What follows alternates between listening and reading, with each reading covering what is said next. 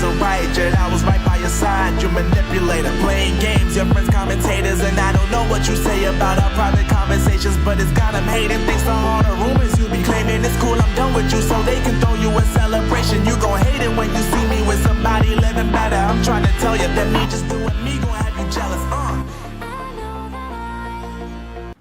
Afrikaans für uns Mensa, Giselle. Welcome back to the program, folks. It's Monday, October 28th, 2024.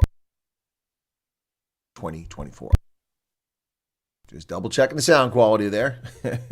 Had too many problems of late. Welcome back. I trust that you had a safe, healthy, wonderful weekend. It's good to be back once again with everyone here. And for those who were with us over the weekend on Rugby Ascendant and also on the streaming last night on the original channel of Donald John Trump's massive rally in Manhattan in the Madison Square Garden. One of the most famous, if not the most famous arena on the planet, save the Colosseum in Rome. Madison Square Garden, where everything happens. Pope John Paul II goes there. Franklin Delano Roosevelt goes there. The list goes on. And now Donald Trump goes there for a political rally that was off the charts. There was a line 25 blocks long, 4 to 6 people abreast blocking the sidewalk for 25 blocks in New York City.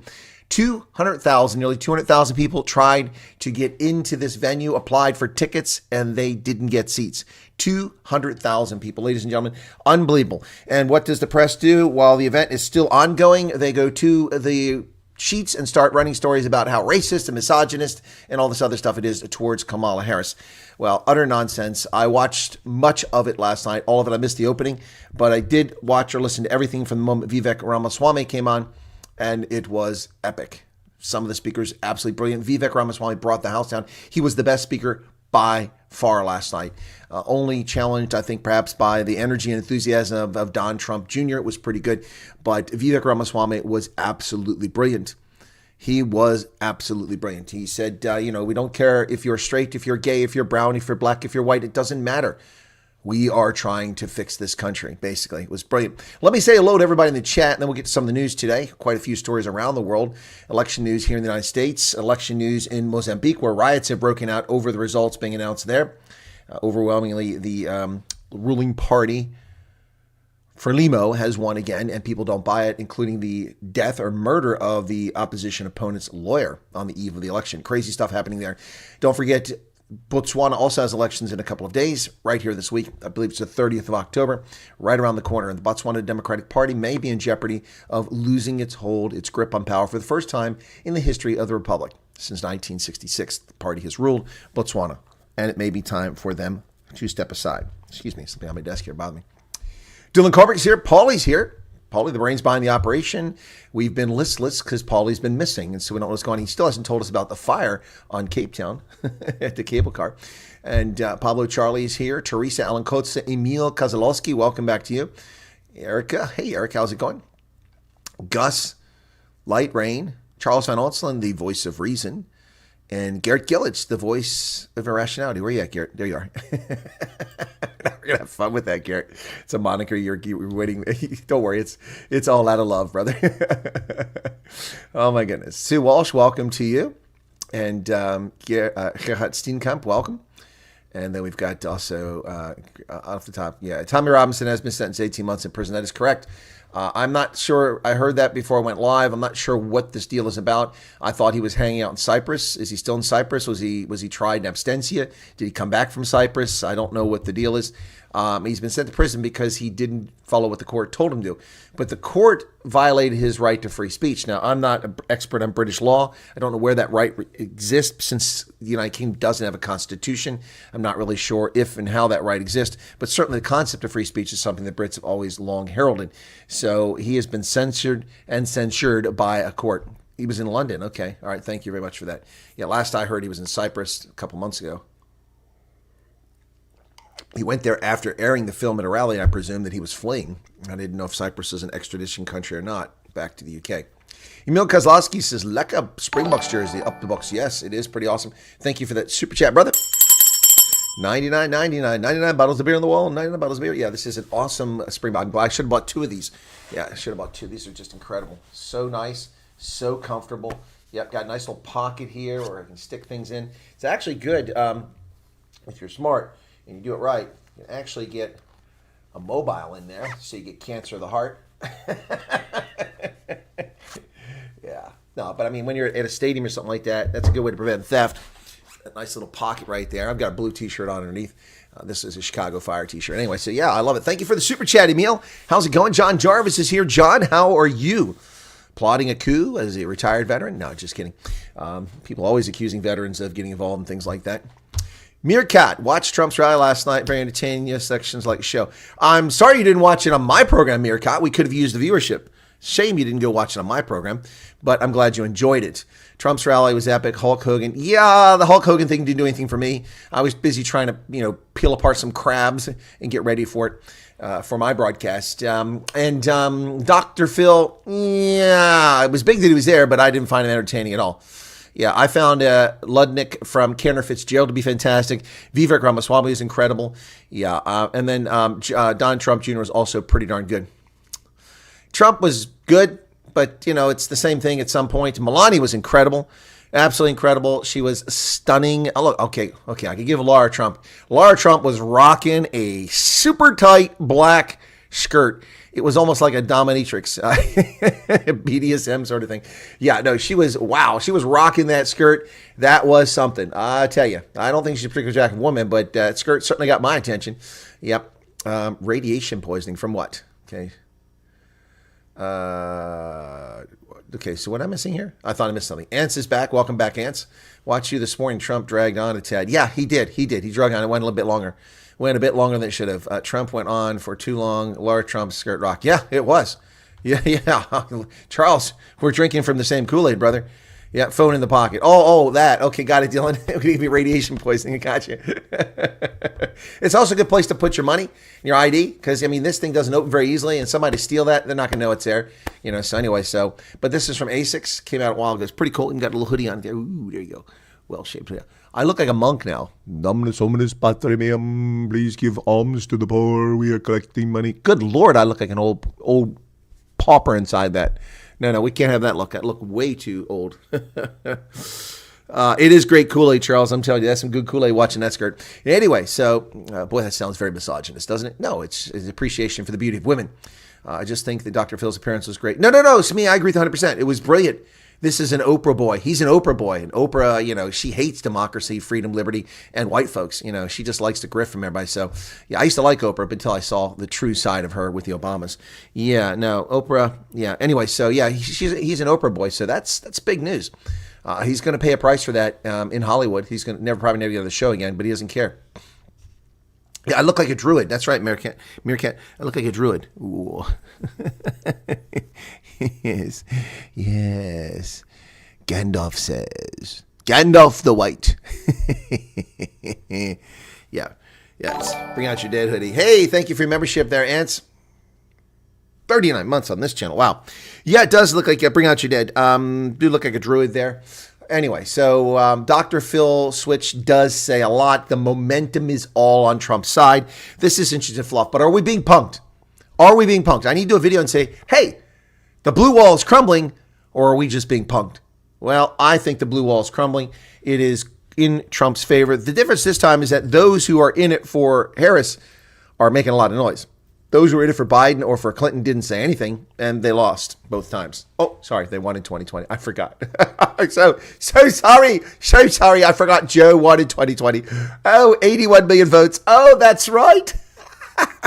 They use Common Core math. 1 plus 100 is 200 for me, and 1 plus 100 is 87 for you. Yes, that's how we win. 1 plus 100 is 200 for me. 1 plus 100 is 87 for you. And this is how we win elections. Patrick Vianello, welcome back, Patrick. Yes. All right. India route. What are you talking about? DA stance is the right one, or do we want Trump to remove us from go? The East has no contribution at all. Yeah, no. Look, this nonsense about India, China, Russia. China is the major trading partner with South Africa, mostly because they export minerals and then dump goods in South Africa. But the rest of them, hey, Johanna, good to see you, man. Been ages. How you doing there? how are you doing? Oh, your text just disappeared, but good to see you there. All right, folks, let's get into the news. I'll engage in the chat periodically, see how it goes. I just did a video, by the way, in case you missed it. It came up just before the hour. I got busy. I meant to post it sooner. But I did a video about the EFF, the Economic Freedom Fighters, who say that mowing lawns is racist. Yeah, I'm not making that up, folks. Mowing lawns is racist. Oh, you gotta love it. The Teletubbies, they're always up to something. Where's Hendo at? Hendo, his favorite. Hey, Janet Liddy's here. I missed Janet. Sorry, Janet. He loves to talk about the Teletubbies. Well, let's get into the news stories, and we'll talk about the Teletubbies a little bit here too. But where did I put that story at? Police are refining their crime-fighting strategies in response to a spat of mass shootings in South Africa. I've been talking about this for weeks here, folks. James Bowie says he's late. It's okay. Johanna says, I'm quickly on here with Wi-Fi in a public space so I can listen. However, I am always following you down. Well, okay, cool, Johanna. I appreciate that. Always a pleasure. Once upon a time, a guest on the program there, Johanna. And someone that I've met up with more than once in the Cape Town area during my meetings and greets. Yep. Cool beans. The latest accusation against Trump, these Nazis. Yeah, no, they're always calling him that. They're calling all us Nazis fascist, racist, white supremacist. Yeah. Anyway, police are refining their crime-fighting strategies in South Africa because of mass shootings. Of course, just a year ago, and for the past 2 years, the trolls would come on my channel like, shut up, pay attention, country. You have all these mass shootings. No, you're outdoing us. Tiny little country, South Africa. You now have more mass shootings than America. So, wow, well done. What a competition to come in first place. We have more mass shootings than any other country. More rapes, more murders, more HIV. Oh, it's such a lovely place. Yes, yes, yes. All the challenges are there. Well, folks, let's take a look at this. National Police Commissioner General Fani Masemola said the spat of mass shootings in provinces like Eastern Cape, KwaZulu-Natal, Gauteng, and the Western Cape are concerning and require the police to ramp up efforts. Do you think? On Monday, he detailed progress on countrywide operations and police successes and major takedowns. He said the recent shootings have been seeing police refining their crime-fighting strategies. Our operational focus therefore remains on tracing wanted known criminals and detecting and removing illegal firearms from our streets. Most of the shootings occur with illicit firearms. You think? Well, the government of national unity is having a little bit of shaky time here, folks. Ooh, the GNU. Who's new in the GNU? Oh, boy. Well, nobody's new in the GNU, but there is some distension. There is some tension. Hey, Debbie Moore, I say welcome, Debbie. A little bit of conversation, a little bit of frustration in the GNU. The GNU. They hold South Africa together. Not the glue, but GNU. Yes. Ramaphosa defends Russia's idiotic valuable ally comments, and the Democratic Alliance says South Africa stands with a valued ally, Ukraine. So where does it go from here? The public fallout between government and national unity members about the Russia-Ukraine war grew even further after President Ramaphosa defended a statement he made to Russia's President Vladimir Putin. Ramaphosa recently told Putin during a bilateral meeting in Kazan, ahead of the 16th BRICS summit, that Pretoria valued South Africa's Russia partnership. Yes, called them a valuable ally and friend. And of course, then the DA said, no, they're not a friend, not ally. Well, Ramaphosa says that the ANC is its own worst enemy. And I have to say that for once, Ramaphosa is actually correct. So Ramaphosa has gotten the message, partially, not entirely. The reason the ANC is their own worst enemy is because, number one, they're thieves. Number two, they're incompetent. Number three, they're race hustlers. Those three things are a toxic mix. The toxic politics of liberation, the toxic politics of the African National Congress, a party that betrayed the liberation struggle, a party that has betrayed South Africans for nigh on 30 years, stealing, dividing, and oppressing South Africans while allowing the infrastructure to fall apart and the country to list badly to starboard. We're listing to starboard. Can we do something about that? I don't know. But Sir Ramaphosa gets the story in part. He said all the party's biggest threats are within. True. We're at a critical point as a movement. Okay, first off, that's the first problem. You are not a movement. What are you moving? Money from the public purse into your pockets? Okay, that makes you a movement of criminals. What is the ANC movement of? Liberation came and went in 1992-94. What are you a movement for? Labor? Nah. What are you trying to move? What are you trying to achieve? Oppression of people? Supremacy? Territorial sovereignty? What exactly is this movement about? You run the government. Almost all the people in your government are black. You have a majority government with majority employees, majority ministers who are black. They're all black. In case you missed that, Cyril. You have won the argument. What movements do you have? You have no movement. You have a corrupt, illicit, dishonest, race-hustling, negligent political party. You're not a movement. That's your first problem.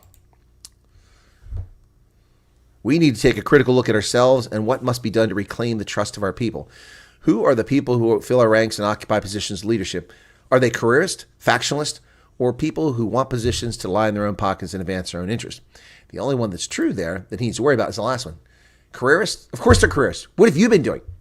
You've been in government now for a long time, and all the ministers have been there. We finally retiring these fossils like Jabba the Hutt, now Lady Pandora. Solo. Yeah, finally getting rid of her. Yep, and also getting rid of Becca Chile, and all these other clowns have been around forever, but there's plenty that's still been there. I mean, what has Ronnie Lamola ever done in his life? Huh? Tell me. Barbara Creasy, what has she ever done? Please, detail this. Detail for us all the great things they've done in society, as members of society, or even in government. What have they accomplished? Not a damn thing. Well, the Democratic Alliance is calling for suspensions after former Justice Edwin Cameron says the Stellenbosch seniors allegedly altered the Villenhof report. Well, this is a crazy one. It's all tied to Stellenbosch University. Former Constitutional Court Justice and current Chancellor at Stellenbosch, Edwin Cameron, claimed that two seniors at Stellenbosch altered a report into the findings. And I don't understand what's the big deal. Isn't it their job to edit the report? Apparently it's not. Yep. So the final version of the report was submitted to the council, was allegedly edited on the instruction of de Villiers and Newton King to mislead decision makers by removing this option to force the closure of the residence. But they decided to close the residence. So I really don't get the point. What's there? Jacques Vind is back. Oh my goodness. Good to see you again. Patrick, it's amazing how the government think they actually represent the majority of the country. That simple sticks to not voting will speak on it. Yeah, exactly. You're right, Patrick. The majority of the country did not bother to vote. I go on about this story endlessly. Was this not included in his campaign promises for the last election?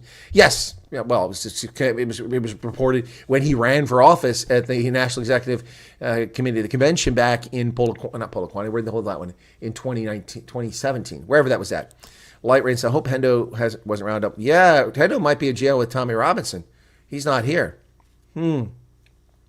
James says, yep, Lara was scorching in that dress. Yeah. She made me think of Lara Croft. Back when I could still tolerate Angelina Jolie.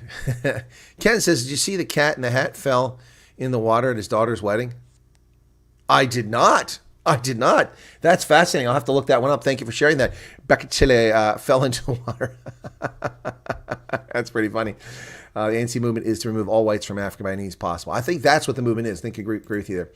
Police pushing for top management skills in the police. The Democratic Alliance's Ian Cameron is on the scene. The proposal is contained in its budget review and recommendation report adopted last week. Committee Chair Ian Cameron said the audits would ensure a fit-for-purpose service response to current and future needs of the department to ensure an ethical, corruption-free, and accountable management. While I laud the attempt by Ian Cameron to clean up the police employment, good luck. Ain't going to happen, brother. Not in our lifetimes. Hundreds march for gay pride. Is Ronaldo here? He's a big fan of these events. So, hundreds march to mark the 35 years of pride in Johannesburg. Overwhelmingly people of color, but I thought homosexuality was a Western idea.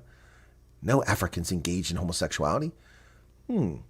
At least that's what I've been told by reliable African sources. Homosexuality is human, and Africans are human. Hence, there is homosexuality. Hundreds of people marched Saturday to mark 35 years of Pride, Johannesburg, an annual event that's been critical in advocating equal rights for the LGBTQ plus community. The march in Sandton was a colorful spectacle and also an opportunity for the LGBT plus Q plus community to highlight critical issues such as the discrimination most members of the community still face despite South Africa's progressive stance on equality issues. Johannesburg resident Alice Mpolo was one of the people who supported the march. Pride is really kind of reminiscent of just the rights and opportunities that this community has fought so hard for. And it's not just in South Africa, it's across the continent.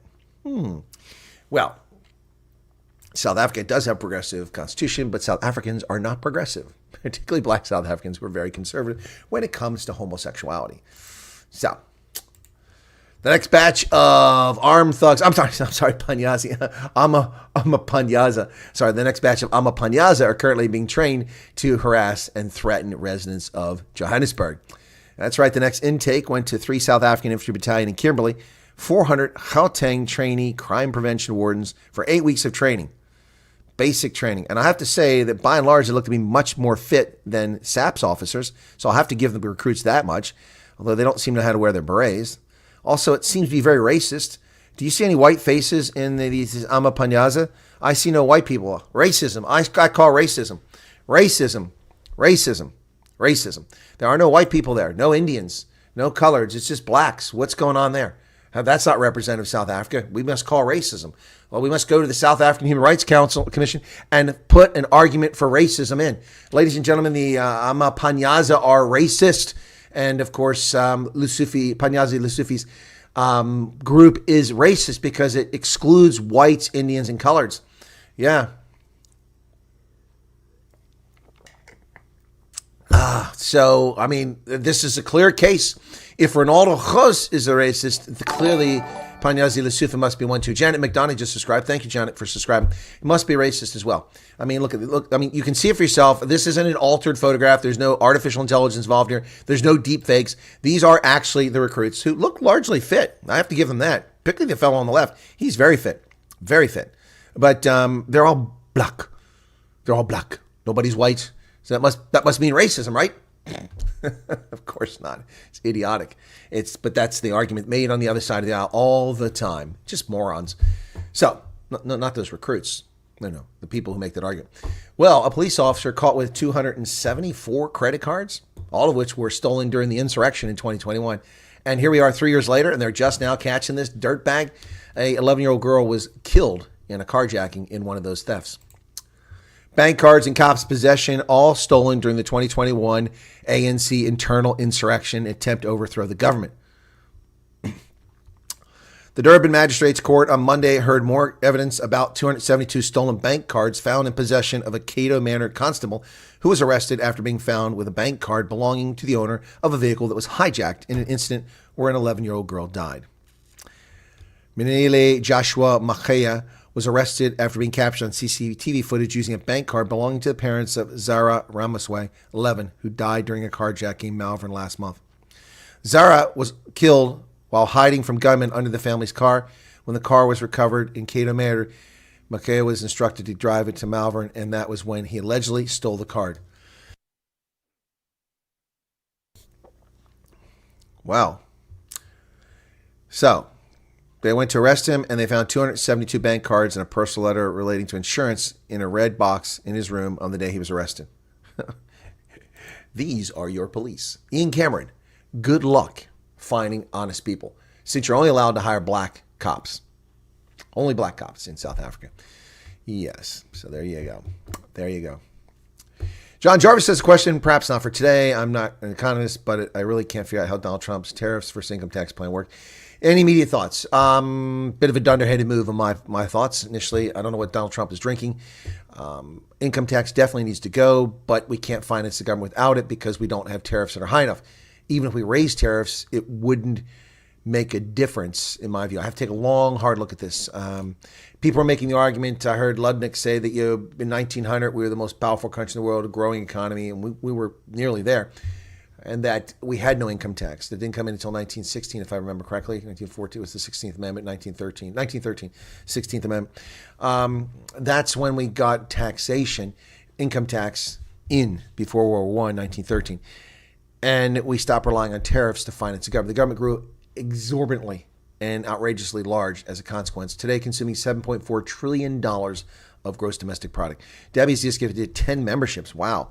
That's going to keep me busy there. Ferdy Schultz, John Van Eden, Frenchie, Funny Cry Church, Emil Kozlowski. Hey, Emil, you got one. Cool. Ferdy? Timothy Bentley, Daniel Funsell. Hey, Dan, how's it going?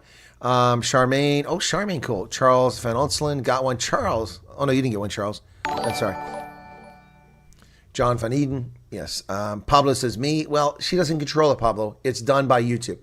And I don't know what their logic is. Mandy Wallace is getting one. Dirt Diver. Okay. All right. Cool beans. There you go. Frenchie. Yeah. So my initial thoughts on it, John Jarvis, I'm going to have to look into it. I'm not impressed by it. The other things, the no tax on tips, brilliant. Should have never been taxes on tips. Emil? Never been taxed on tips. Not taxing Social Security benefits, that is moral and correct. It has been an abomination that seniors have had to pay taxes on their retirement that they put money into for their entire working life. Daniel Fonsale, just to finance the outrageous expenditures of our corrupt government. So ending tax on tips, ending taxes on Social Security benefits while they lie about Trump. Thomas Bentley, they lie. They say Trump is trying to stop Social Security, wants to end Social Security. That's a lie. Trump is trying to improve Social Security by ending taxation on benefits that no one should be paying. Anyone who gets more than 10,000 benefits Social Security, Charmaine, has to pay taxes. That's outrageous. If you make $10,000 a year, you're not making much money. Anyway, so yeah, paying taxes is asinine. It's confiscation. It's wealth transfer. Fees for services, I don't have a problem with that. That's one way to raise revenue for governments. Although I don't like it for toll roads. That's a bit outrageous. It affects people unevenly.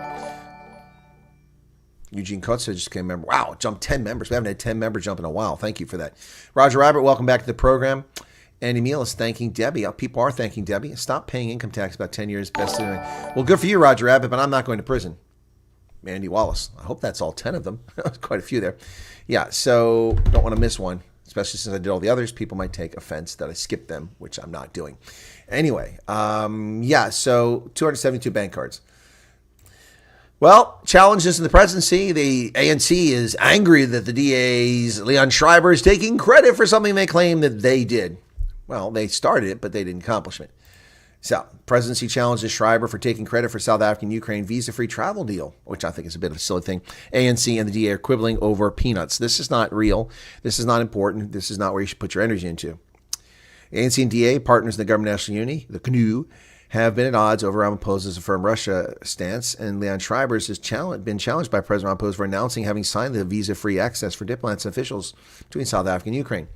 Quibbling, nonsense, who cares? People are hungry, rape is occurring, murder is occurring, home invasions, carjackings, economy is imploding, race legislation. It's time to focus on important bread sesams.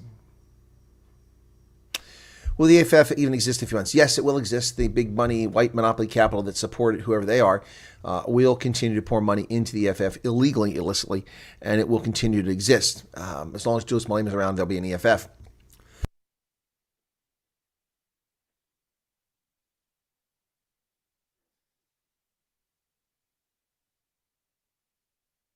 Woo! Sorry about that, folks. Whew!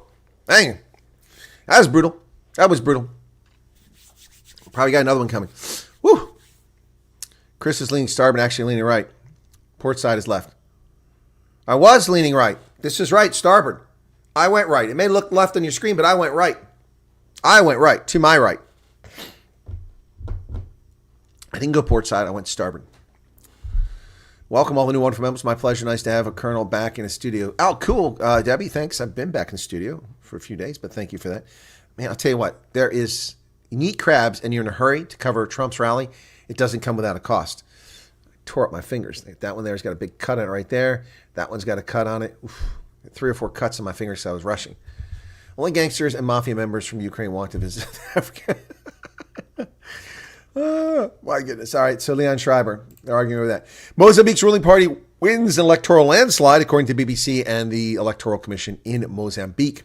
Mozambique's ruling party, Frelimo, has won the country's divisive, violence-marred election, extending its 49-year grip on power in the southern African nation, according to official results. Daniel Chapo, their relatively unknown presidential candidate seen as an agent of change, will replace Felipe Nyusi, who served his 2 terms. At 47 years of age, Chapo got 71% of the vote, will be the first president born after independence in 1975. And there is Crack Shot. Thank you for becoming a member, Crack Shot. Appreciate that. I like the name. That's pretty cool. Crack Shot. A.B. Walsh. Did somebody else just gift some more? We got Jay's 30. Oh, my goodness. Someone gifted some more. Who did that? Erica gifted 10 members. You guys are killing me here. You're killing me. All right, but thank you. All right. Roland. Is it Nobio? I can't read that. It's not over here, so welcome to the program. Frelimo's Chapo wins 70.6% of the vote in a marred election. Daniel?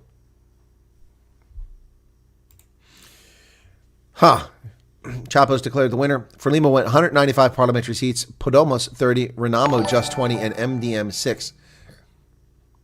Pip Jacobs. This is quite a spanking for Renamo, just 20 seats. They nearly won control of the government a couple of elections, like 40%, 30+%, dropping to just 20 seats, over 200 seats in parliament. That is just really, really, really sad. That's sad for Frelimo, or Renamo, excuse me. Yep. Wow.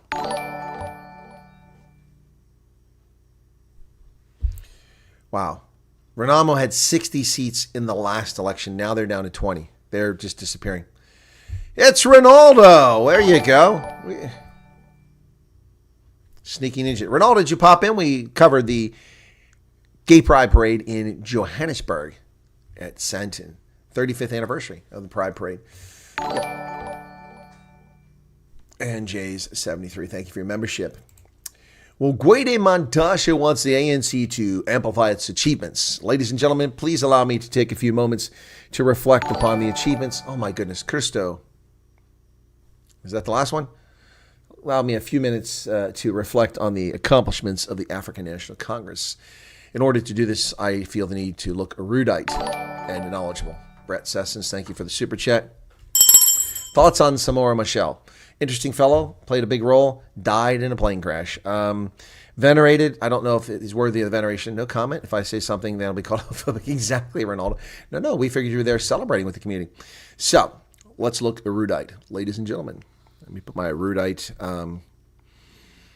Wits appearance on here so I look erudite.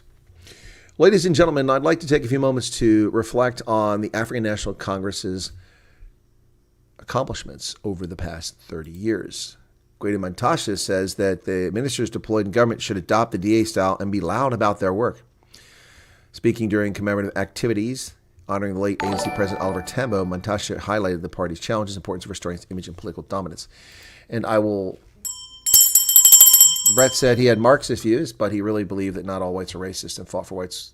True, and the ANC at one time was not racist and believed in the ideals of the Freedom Charter, which it fraudulently takes credit for, written largely by white Jews in South Africa in the 1950s. The Freedom Charter, which the ANC was just a bit player in. The Pan-African Congress played a far greater role.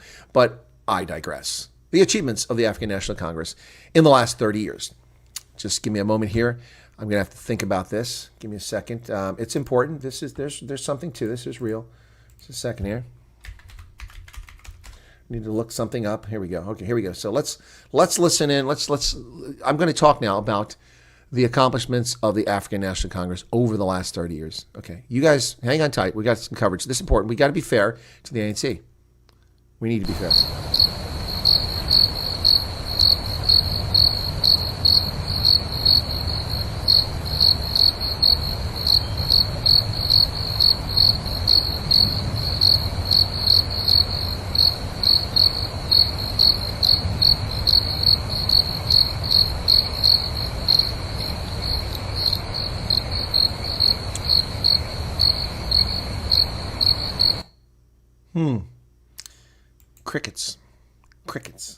Crickets.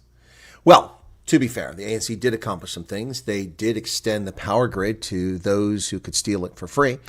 People previously disadvantaged in not having access to the power grid. They expanded the grid, allowed people to steal from the grid, stole from Eskom, and now nobody has any power. So there you go. There's an accomplishment.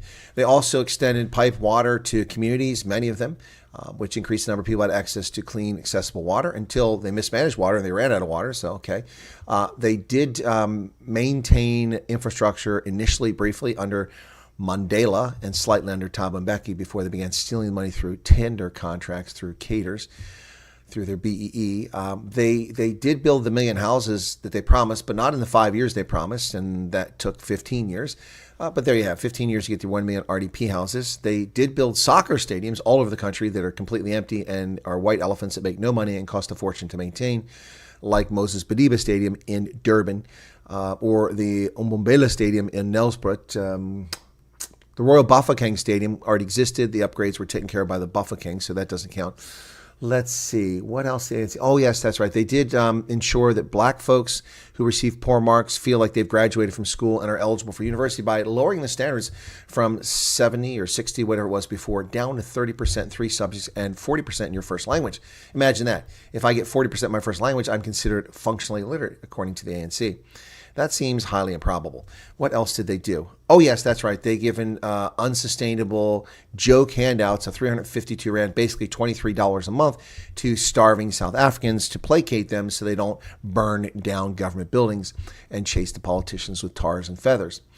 With tar and feathers. What else have they accomplished? Oh, that's right. They've managed to piss off Europe, Japan, and the West with their racist, insulting nonsense and their embrace of the communist and fascist totalitarians in Cuba, Russia, China, Iran.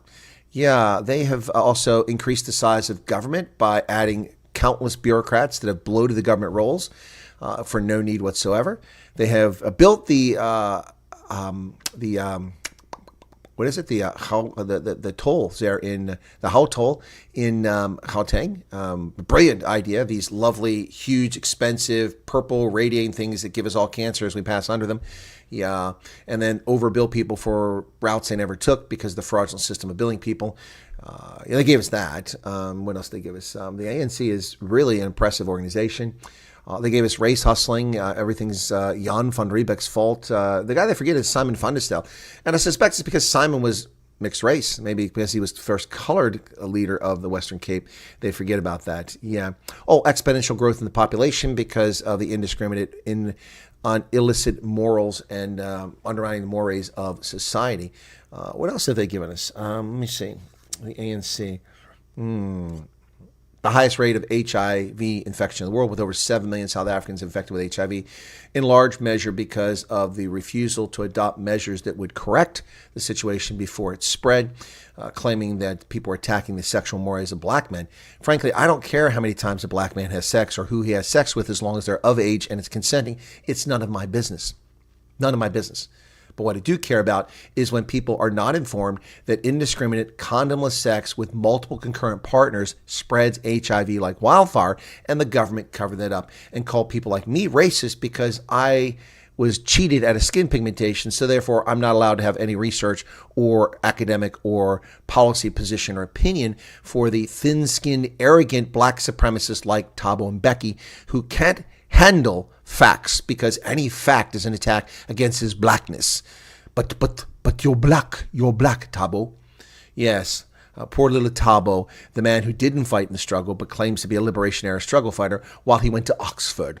It is at Oxford. Yes, he was the rowing club at Oxford. That's what he was doing.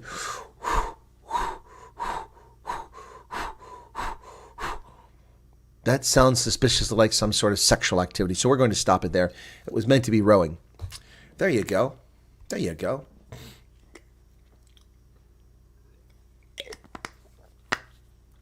So I agree. Great Matasha, please have the ANC herald its accomplishments for the world to hear. Well, mixed reactions as Uganda's government has sentenced a former Lord's Resistance Army operative to 40 years in prison. Ouch. He'll never see the light of day again. Ugandan court sentenced former Lord's Resistance Army Commander Thomas Koyelo to 40 years in prison on Friday. In August, the Uganda International Crimes Division found Koyelo guilty on 44 charges including murder, pillaging, inhumane acts, and gender-based violence such as rape. Lawyers said he will appeal it.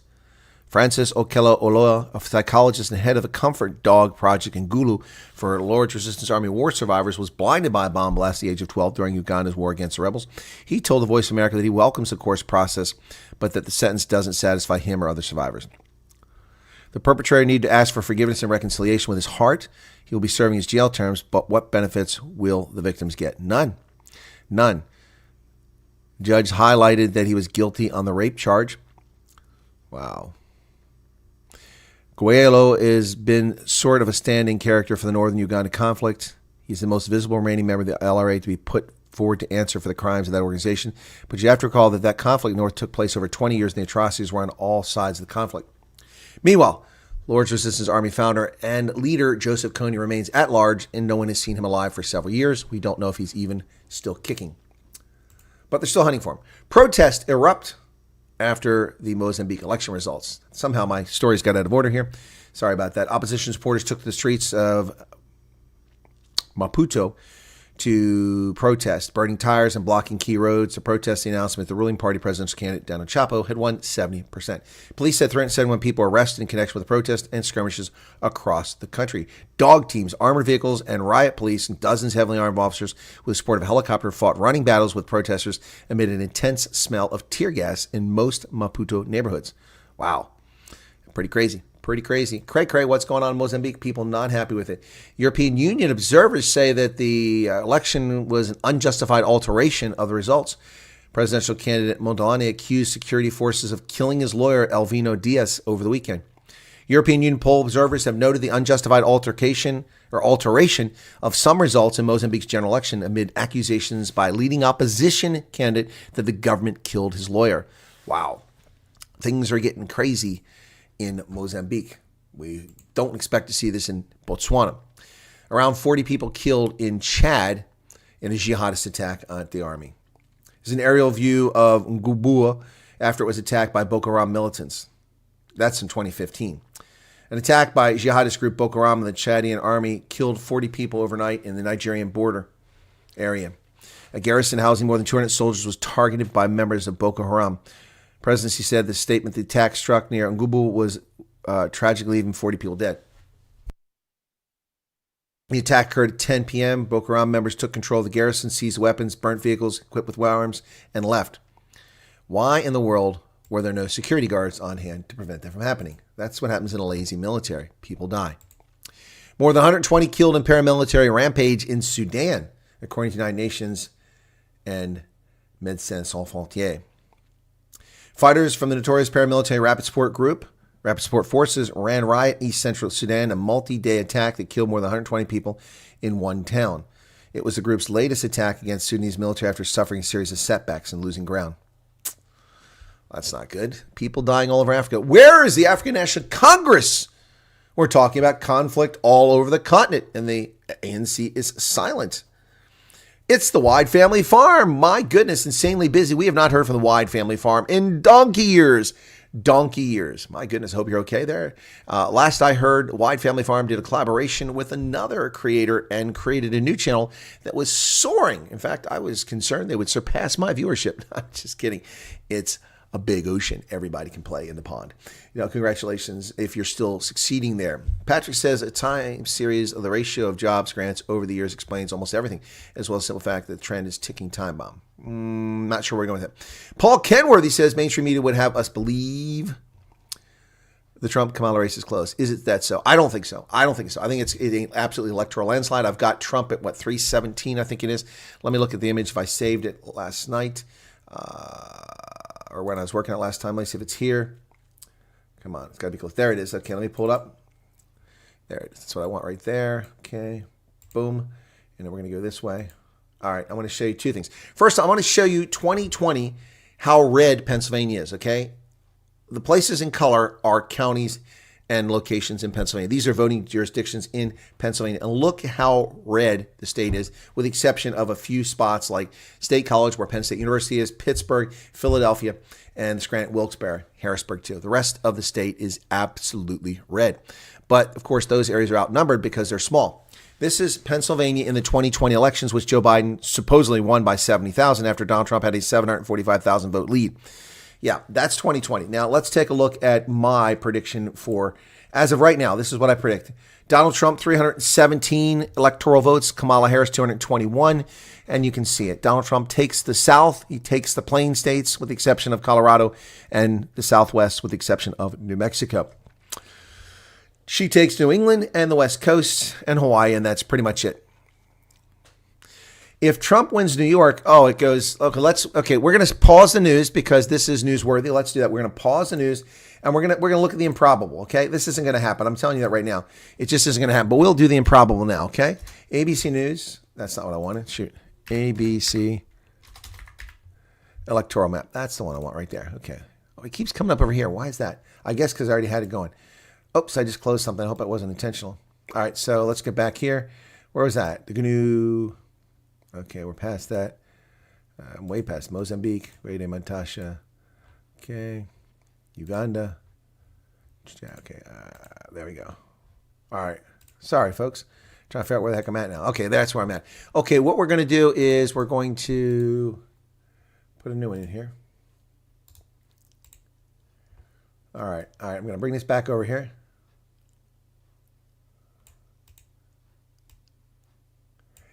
Okay, sorry, it took a second to get this set up. Okay, here we go. We're going to do the map. You ready for this? Okay, so this is the map, and I was asked, I pray he makes it, okay? Chickens and turkeys and a large garden. Turkeys, oh my, I love turkey. New gutters a few days ago. Did you get gutter guard? Leaf guard or whatever it's called. Basically, that's tax base is shrinking. The number of people getting money for nothing is just going up. True. All right, let's take a look at this now, okay? Here you go. So you ready? All right, so we're going to do this if Trump takes New York as well.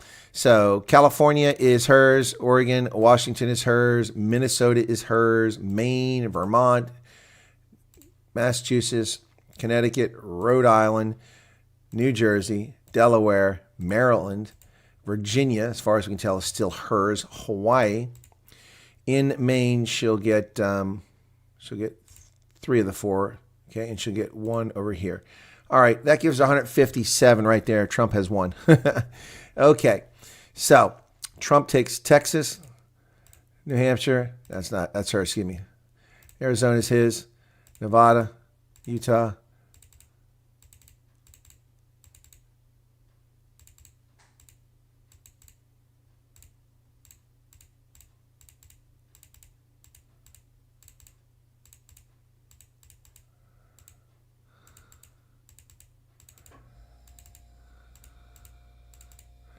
Trump 206, he's got 191. Trump 286, he's got it there. He takes Pennsylvania, 305. He takes New Hampshire, 309. If he gets, he's got Alaska, 312. If he takes New York, he winds up with 340. And she winds up with 191. Wow. Wow.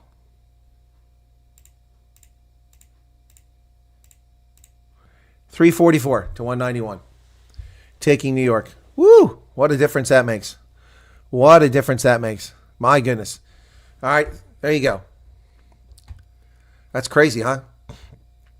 Yes, we did. Ah, see, they got the leaf cover. That's the one that does the ads all the time. They cover it up so you don't get leaves falling. It's brilliant. Basically, that's a tax-based shrink. Okay, I didn't have work today. My son didn't have school because we had no water, so I'm making chicken noodle soup. Well, I have some cream of crab chowder that was gifted to me by the people that sell me crabs, and I'm going to eat that for lunch. I'm so hungry. Harris will get 390 with the last-minute gasp. I don't think so. Be interesting to know if politics would change South Africa, other countries when Trump takes up reins. We shall see. Anyway, that's not my prediction, 344. I'd love to see that. I'd also love to see Virginia go Trump's way. If Virginia went his way, which is unlikely, then we get 357, and there's a shellacking there of big time. It would just be a few holdouts. You know, it's a shame that Illinois is so leftist, Minnesota is so leftist, New Mexico has been leftist for a while, and Colorado used to be reliably red. It is blue now. Otherwise, he would take the whole middle of the country. She'd have only the coastal stuff. Anyway, so there you go. Black helicopters. I can hear them whisper mode. United Nations Security Council is meeting to discuss the situation in Israel attacking Iran. I don't recall the United Nations Security Council meeting to discuss Iran launching a war and attacking Israeli civilians a few weeks back. Do you? I looked. I couldn't find a story on it. But now they're meeting because they want to condemn Israel.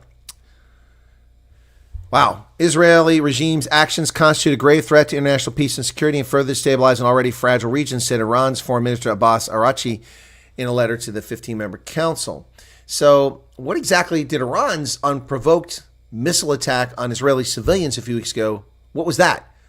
A love tap? A peaceful gathering? Idiots. Absolute idiots. Please show a picture of those crabs. I can't. They're already gone. I ate them last night. So Japan faces uncertainty after its ruling party has lost a majority. Prime Minister Shigeru Ishiba said the voters have delivered a harsh verdict to the Liberal Democratic Party. Japan is plunged into political uncertainty on Sunday after snap elections saw the ruling coalition led by new Prime Minister Ishiba lose its parliamentary majority for the first time in 15 years and only the second time in the entire post-war history of Japan. The The Liberal Democratic Party and coalition partner Kometo secured 215 seats in the 465-seat lower house, falling short of 233 needed for majority. Wow. Main opposition party, the Constitutional Democratic Party of Japan, gained significant increase, winning 148 seats, up from 98. The Democratic Party for the People gained 28 seats, while the Japan Innovation Party, also referred to as the Nippon Ishan no Kai, secured 38 seats. And we will have to have some sort of coalition a la South Africa for Japan going forward. Georgia's opposition is up in arms over their election, pushing a rally to challenge election results. The Georgian opposition has announced a major rally today, urging followers to take to the streets to contest what they call a fraudulent election that had handed victory to the ruling Georgian Dream Party. Speaking alongside opposition leaders at the presidential palace, President Salome Zorobachishvili called the vote totally falsified. Preliminary results with 99% of precincts reporting show the ruling Georgia Dream Party leading with 53.9%. Okay, and how is that so false? I mean, it's not improbable, but stealing an election usually winds up much higher percentage. This doesn't sound close. Media prediction is very different. No, it isn't close. It isn't close.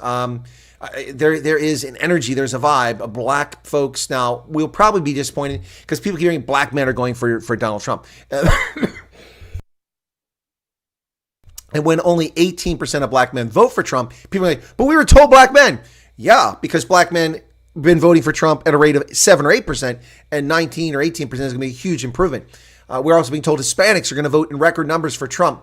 The most we've seen a modern presidential candidate get from the Hispanic vote has been 40% or thereabouts from George Bush in the 2004 election when he ran for office for re-election. If Trump gets anything above 40%, it's huge. We're also seeing all kinds of things. Robert Kennedy Jr., Tulsi Gabbard, Elon Musk, Vivek Ramaswamy, a former opponent, all flock to Trump's banner because they know a winner when they see one. Yeah, there's no feeling of good. And everything that Kamala Harris tries to do just falls flat. It just falls flat. She's calling Trump a fascist. People are like, please spare me. And Hillary Clinton having a rally at the Madison Square Garden is like Nazis. Really? Really? I mean, your husband accepted the Democratic nomination in the same arena in 1992. You're just such a fraud, Hillary. They're all frauds. The dystopian view, all these leftists, all these racist, black supremacists, hate wankers, these racist networks like MSNBC and CBS and ABC, distorting the stories, distorting the news, lying about it. It's in their interest that this be a race. If, in fact, the truth were told and people admitted truth to pollsters and we saw the reality that Trump is going to win overwhelmingly, then there'd be no story here. They'd be bored and they'd just spend all their time attacking Trump as a bigot and a misogynist. So they need a story that the race is close. It may very well be close, but it really isn't close electorally. Virginia has asked the Supreme Court to allow for removal of non-citizens from voter rolls. Virginia has a law that says that non-citizens can't be on the voting roll. Duh, only a citizen can vote in elections. But the Fourth Circuit Court told them that they couldn't take the names off the roll. So they're going to Supreme Court, as they should.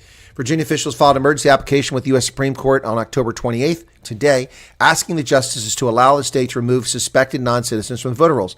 The application was filed in a case known as Beals versus Virginia, Coalition for Immigrant Rights. The U.S. Court of Appeals for the Fourth Circuit Court found that taking the names off the voter rolls within 9 days of approaching the federal election appears to violate the National Voter Registration Act. No, it doesn't. It doesn't. Taking criminal alien invaders off of, or just aliens off the roll doesn't violate any law. You can't vote. You can't be on a voter roll if you're an alien. It's simple. But the corrupt regime of Biden-Harris continues to undermine the rule of law with this nonsense. Utter nonsense. Pure horse manure. Undermining the rule of law by leaving illegal aliens or even legal aliens on the voter rolls. Even if you're here with a green card, you cannot vote in our elections. You're welcome to come here. You're welcome to live amongst us as long as you accept our mores, our norms, our values, and our laws, and you adhere to them. Thank you for coming here, contributing, paying taxes, helping our economy grow. And if you want someday and you meet the standards to become an American, you're welcome to join the team. But you are not allowed to vote. You're not a citizen. Unbelievable. Virginia counters that the legal provision is not relevant because the names being removed are not those U.S. voters. But that argument violates basic principles of statutory construction by focusing on a differently worded statutory provision that is not an issue here, said the Fourth Circuit Court. No. You here, look, their argument was, well, there may be legitimate people who are taken off the rolls and they won't be allowed to vote. No, it's very simple. You have a list of those people who are not supposed to be in the roll. You remove them. You provide that information in all the precincts where those people are registered to vote. If one of those people shows up, they can vote provisionally. and then you can verify their status later on. Well, Trump had a massive rally. The Trumpster had a big rally, and the left came out swinging not even an hour after it began, accusing the speakers of being racist and misogynist and homophobic. I don't know what rally they were watching, but I watched it from Vivek Ramaswamy onwards, and I heard no misogyny. I heard no racism. In fact, I heard people like Vivek Ramaswamy saying, if you're white, if you're black, if you're brown, come vote for us. We want you in this tent. We want you. We are trying to change this to make everyone be treated fairly and equally, which is the 14th Amendment says. Yes, that's what Vivek, I don't care if you're straight, if you're gay, this movement is for you. Doesn't sound to me like homophobia or misogyny or racism. It sounds like someone who cares about everyone and is trying to enlarge the party. But hey, that's what the left does. They lie. Keys to a Trump speech: dark rhetoric, spectacle, and the weave. Ridiculous. I'm thrilled to be back in New York City, back in the city I love, said Trump, taking the stage Madison Square Garden. The rally officially marked the start of Trump's closing argument against Kamala Harris. I'd like to begin by asking a very simple question. Are you better off now than you were 4 years ago? Which, of course, is what Ronald Reagan asked in 1984. Trump asked Sunday night to roars of no as he vowed to pull off a rare White House comeback. He spoke for 75 minutes in what was a long event, but many of the speakers spoke briefly. Trump at the Garden. The New York Times calls it a closing carnival of grievances, misogyny, and racism. And I call the gray, dingy lady of journalism a passel of lies. The inflammatory rally was a capstone for increasingly aggrieved campaign for Donald Trump, whose rhetoric has grown darker and more menacing. No, it hasn't. Did you listen to what he said last night in New York Slimes? Who wrote this? Oh, it took 3 of these little junior editors and writers to do this. Shane Goldmacher, Maggie Haberman, and Michael Gold. It took 3 of them to write this article to slam and slander Donald Trump. His message was a message of hope, except for Kamala Harris pointing out that she's unqualified to be president. But the rest of his message was all message of hope. Axios, the leftist, demonic, hate-wanking website that it is, ran this nonsense.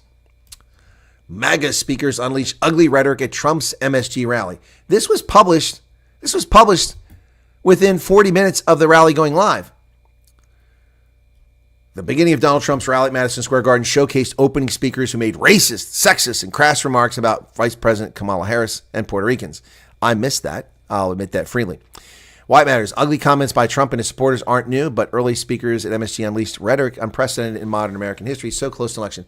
Rhetoric unprecedented in modern American history, like the sitting president calling for the assassination of his opponent. Remember that? Joe Biden said he needed to be taken out. Literally. Just months ago. And Democrats have said the same thing. Democrats expressing remorse and anger and disappointment that Donald Trump didn't die in the assassination attempt in Butler. Madonna carrying Kathy Griffin, bloody head of Donald Trump, decapitated. The rhetoric, unprecedented, from Donald Trump, calling Kamala Harris a failure and unqualified. Ooh, that's dark stuff, man. Dark stuff. Give me a freaking break. Wow. Wow. Crazy.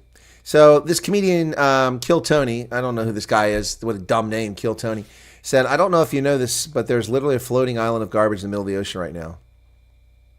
And he said, I think it's called Puerto Rico. I don't know what that's all about. I don't know what, that's gratuitous. Trump's childhood friend, David Rem, called Harris the Antichrist. Yeah? She's for murdering children in the womb. She hates Christians.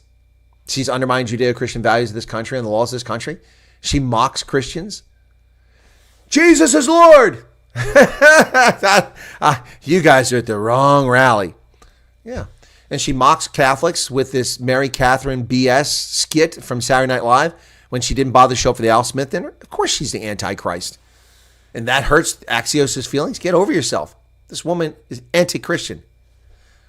Some speakers are more crude than those at normal political rallies, as they called effing illegals and called Hillary Clinton a sick SOB. I didn't see that, so that must have been early on. Speakers at Trump's Madison Square Garden event crudely denounced Harris and Democrats. Okay, several of Donald Trump's allies used crude and extreme rhetoric Sunday towards Vice President Kamala Harris and other Trump critics before the former president was taken to stage.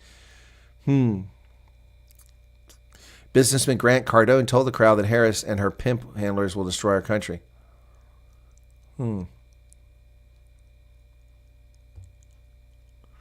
Interesting. Well, early voting in swing state Georgia brings in half of the total 2020 voters. Half of the number of people who voted in record numbers in 2020 in Georgia have already voted in Georgia. Wow. So much for changing people's minds. So much for elections. Just a popularity contest instead of election. As of Monday morning, more than 2.8 million people in Georgia had voted in the Peach State. Wow. Early voting record numbers in the battleground state Georgia already brought out more than half the total turnout seen in 2020. As of Monday morning, more than 2.8 million people had voted so far. Now, what they want to do here, folks, and I'm telling you this right now, the effort here is to get to the point in states where the vast majority of people don't even show up on Election Day. Then they'll just say, we don't need Election Day. There's additional cost. There's no need to have elections. We'll just send people mailers and they just send it back in and we'll decide that way. That's what they're trying to do.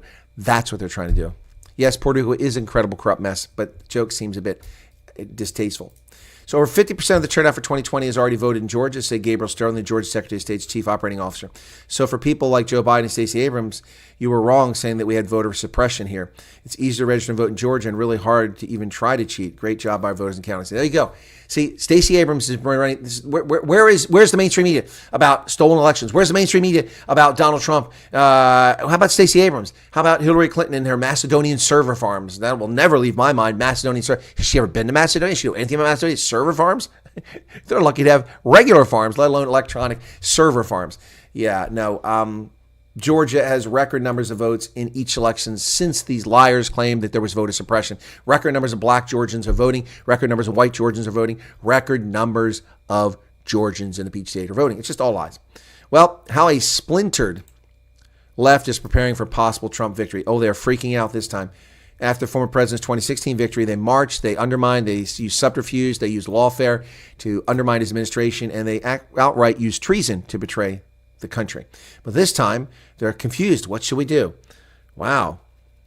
As polls narrow, some Democratic stalwarts are trying to temper the sense of despair and the occasionally apocalyptic forecast sweeping through their party.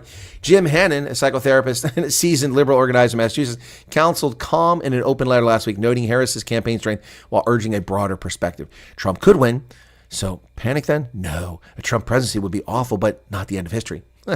It won't be awful, and it wasn't awful last time. What has been awful is Joe Biden. Democratic Senator Sherrod Brown, a clown I never voted for as an Ohio resident, is on the ropes. The gravelly-voiced incumbent needs to win hundreds of thousands of Trump voters as he seeks a fourth term in a state increasingly inhospitable to his demonic party. Sherrod Brown. Democratic Senator Sherrod Brown's political future and perhaps his party's chance of holding on to the Senate could come down to voters like Tom McGuire. McGuire voted for Barry Obama twice, but flipped in 2016 to support Trump. He's planning to vote for Trump again this year, but he's also backing Brown over Republican challenger Bernie Moreno. Interesting.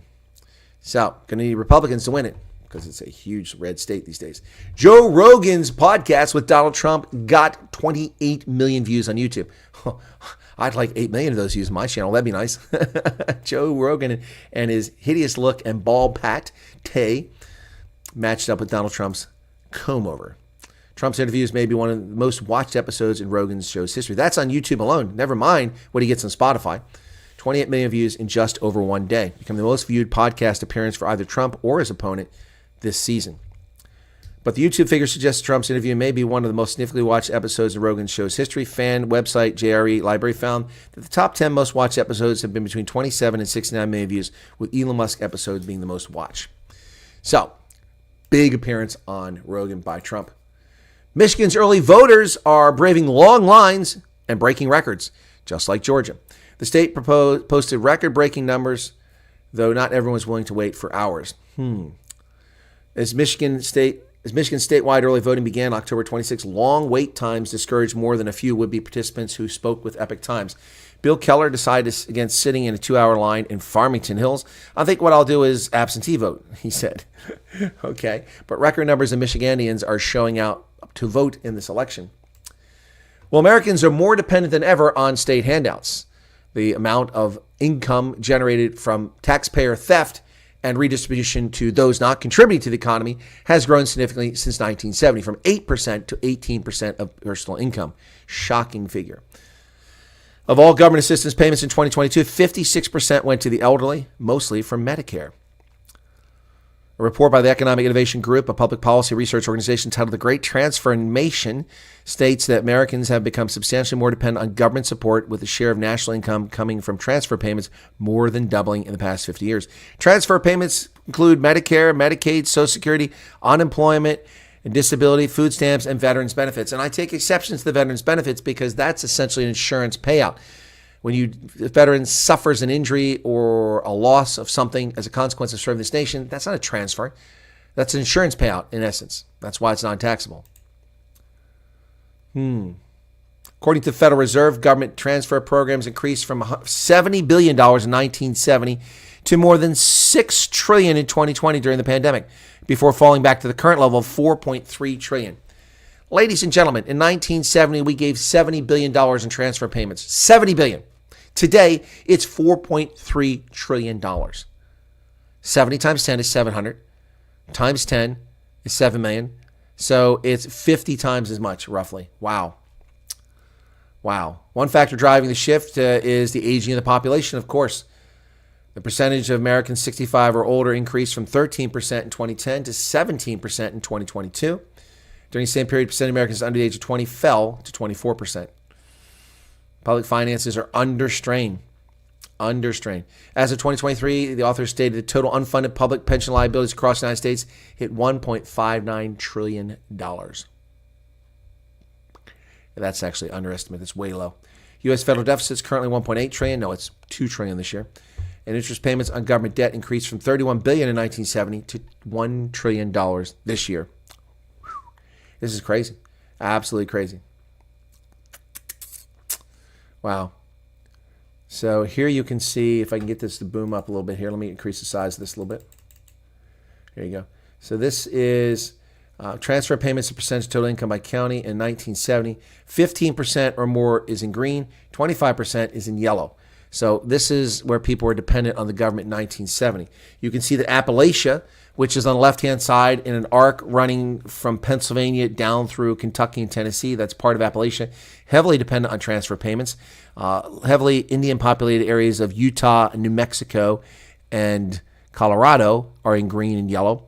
And then the Cotton Belt in Oklahoma, Missouri, Arkansas, also heavily dependent, as well as the southern states.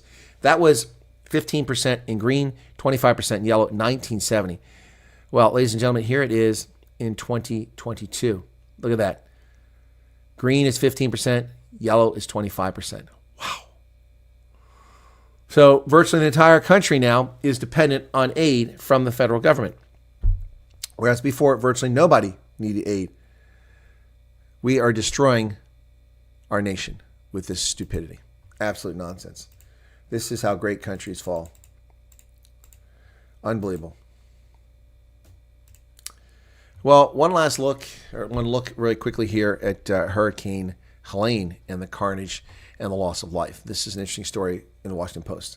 The storm killed in harrowing ways and left a trail of heartbreak. These two were swept away by floodwaters weeks before their wedding day. They exist no more, their lives taken out by Mother Nature.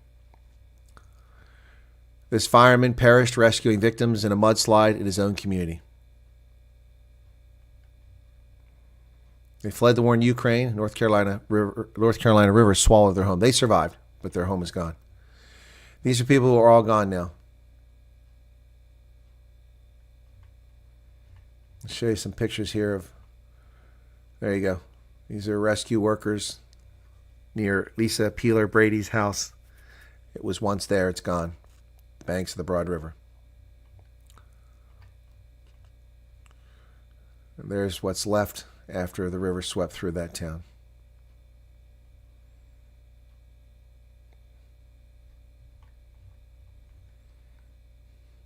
There was once a home here. Now there's nothing but those steps.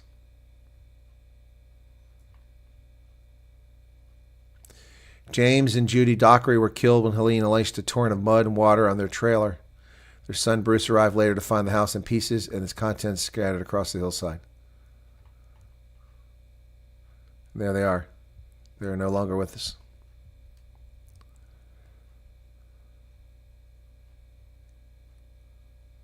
That's the son combing through the mud looking for items from his parents' home.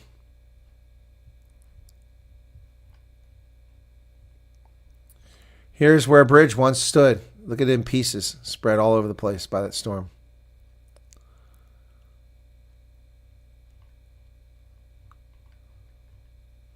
Candlelight vigil. A trailer. Look at that carnage from above.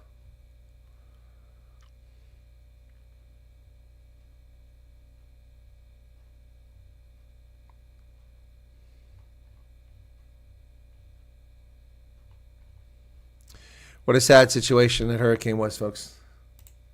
Right, how we doing out here? All right, 80 people still. Some people leave us. 80 likes. Let me just take a look in on something very quickly here. I want to check on something. Give me a moment here, as the internet is a little slow to survive. Okay, there we go. Cool beans. All right, so yeah, Ken said, I'm actually sick of this American voting crap taking so much of our time. Ken, it's not taking up any of your time. I just spent 20 minutes on it, and I've been on air for an hour and 15 minutes. The rest of the time was devoted to South Africa and Africa. African two politicians impressed me at the moment. The guy from Poland at the UN, Kate McKenzie, they're not mincing their words. Need more of them. Okay. Politics is like Netflix. You can cancel your subscription anytime. That's true. I don't trust early voting. Neither do I, Wyatt Family Farm. I do not trust early voting at all. I also don't trust, hey, is Courtney here? I don't trust mail-in voting. Or the mail, by mail. I don't trust that. Why don't I trust it? Because we've seen people throw out mail. And I don't want my vote thrown away. I know if I go to the polling station, I fill out that ballot, I take it to the machine, I myself place it in the machine, I watch the vote count go in, and then at the end of the day, I see the tallies put on the door outside the polling station. I know what actually happened. I also have trust in the system that those paper ballots are there, they're secured, and the data is duplicated on 2 compact flashcards. I have total confidence in that system.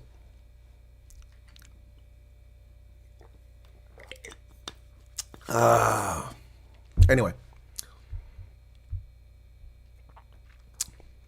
Heartbeat's port. What's this? Colonel, as a person with a heroic head of hair, you should be kind to follow get challenged. Well, look, I mean, if I'm 78 when I get I might not have this thick mane anymore. It might not be quite lovely like this. Who knows? Let's hope that it is, because I've seen myself bald. It's not pretty. Basic train. Essentially, I hope somebody is keeping a list of all these people saying they are leaving the USA if Trump wins. They're not leaving. It's unfunny and unnecessary comment, but important what a comedian says. Yeah, exactly. It was a comedian, so yeah. Joe Rogan interview of Trump explains so much about his first term despite the interference of third parties. Trump still managed to turn everything around. Yeah, I didn't see the interview because I don't watch Joe Rogan. Suppose I should watch it. Antichrist is someone the whole world will love, not someone half everyone dislikes. Please, guys, be aware that WhatsApp can be hacked. Yeah, it can. All right, Slippery Pickle's here. I missed that. Welcome, Slippery Pickle. Wyatt Family Farm loves Joe Rogan. Well, Joe Rogan, to me, as I've said many times, is the boring, not funny, fix-it guy from news radio. I never followed his MMF or WMF or UFC, whatever it is he did that made him famous. But he was a boring actor and not a funny comedian. So I've never watched his. I never got the appeal of Joe Rogan. I tried to watch his podcast a couple times, and I basically fell asleep. So, I mean, look, I'm not attacking him. I'm just saying I don't get the appeal, why people like him. He looks like Elmer Fudd. Yes, I know that, Charles. That's why I've lost 25 people. Oh, Fear Factor. Did he do Fear Factor? Okay, well, that was a dumb show. People eating worms and stuff. I never understood that at all. US runs on snail mail, so why not voting through mail? Yeah, I agree. And Pablo Charlie says his podcasts are great. By the way, folks, I have reached out to brief skid marks. People asked me to some long time ago to see if I would do something with skid marks.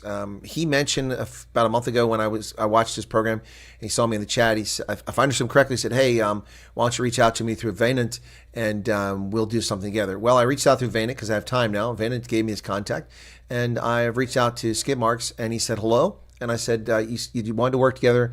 When would you like to do it? And I haven't heard back from him. There you go. See, Charles says with UFC. So I said it was UFC. And she's saying it's Fear Factor. Okay. Fear Factor it is. All right. Anyway, once again, folks, for the benefit of Charles Van Onselen, and if Paulie's still here, let's go back to that skirt that Laura Trump was rocking. Let me see if I can get a picture of that, man. Laura Trump. Madison Square Garden.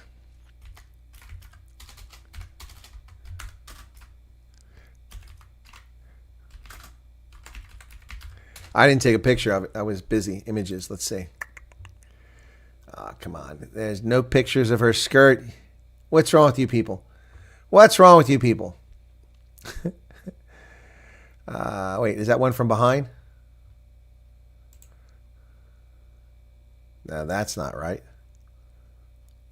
She wasn't. Those are leggings. That's from another thing. Yeah, not a single picture here of her at Madison Square Garden. Well, that's a shame. I have to go back and watch the video to get it. First female U.S. President, Laura Trump. Man, there you go, Arctic. I have a hopeless mail-in ballot in blue state, but will hand deliver it to the voting office a day before the count. Hopefully the best course of action. Yeah. No, as a judge of elections, I have a number of people who get mail-in ballots. Some didn't ask for it. In most cases, that's not the situation. In most cases, they asked for it and then changed their mind, showed up. And there's a process. And it's called remit. They have to submit the ballot and the envelope that the ballot's supposed to go in to you. And then they have to sign an affidavit, which, attaches legal jeopardy. And then they're given a normal ballot and they go vote. Yep. Hey, Gary Wild, how's it going? Garrett says Laura looks too thin. Nah, not at all. You and Skim Marks, that would be an amazing stream, says Val. Well, it's up to him. I've reached out, so it's up to him if he wants to do it. Happy to do it. Okay, I'm looking to see if he responded back. He has not responded back. Nope. Let's just wait. So, what was popular back in the day? Oh, Fear Factor? Yeah, well, the Kardashians was popular too. Doesn't mean it was good entertainment or good television. By the way, folks, I watched the third season of Lincoln Lawyer. Woo, baby! It was pretty good. On Netflix, the aforementioned Netflix, I watched the third season of Lincoln Lawyer. I enjoyed it. And now I've started watching a show from Australia with Robert Taylor. Of course, that guy played Longmire, Walt Longmire. And, of course, the female protagonist, I can't think of her name, but she's a famous Australian actress who's done a lot of things. I watched her on, was it Naked Secret City and some other shows. But it's called Territory. Oh, it's awesome. Very powerful show. It looks like a show that could go for years if they do it right. What do I think of the national anthem performance by Mary Billman? Finally did it right. I don't know. What was that for opening for the Trump rally? I didn't see the opening. I was picking up my steamed crabs because I was trying to judge when Trump was going. I assumed Trump would come on at 7.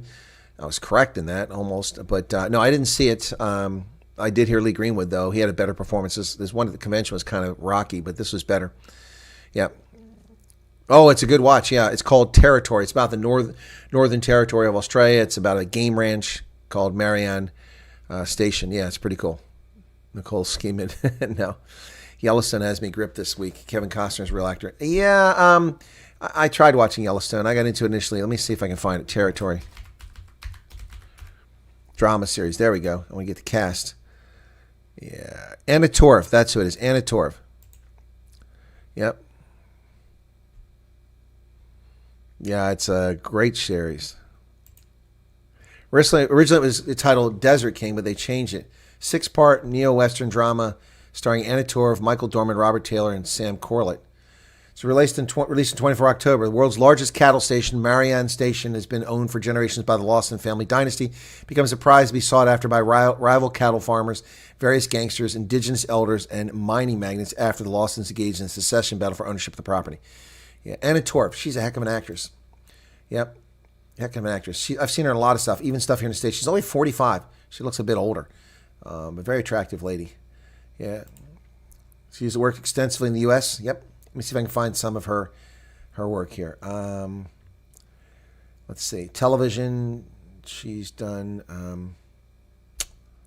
looking for something she's done a lot of. She did the Secret City. She was in that main role. Mindhunter she did. Yeah, so since 2016, she's done a lot of stuff. Secret City was great.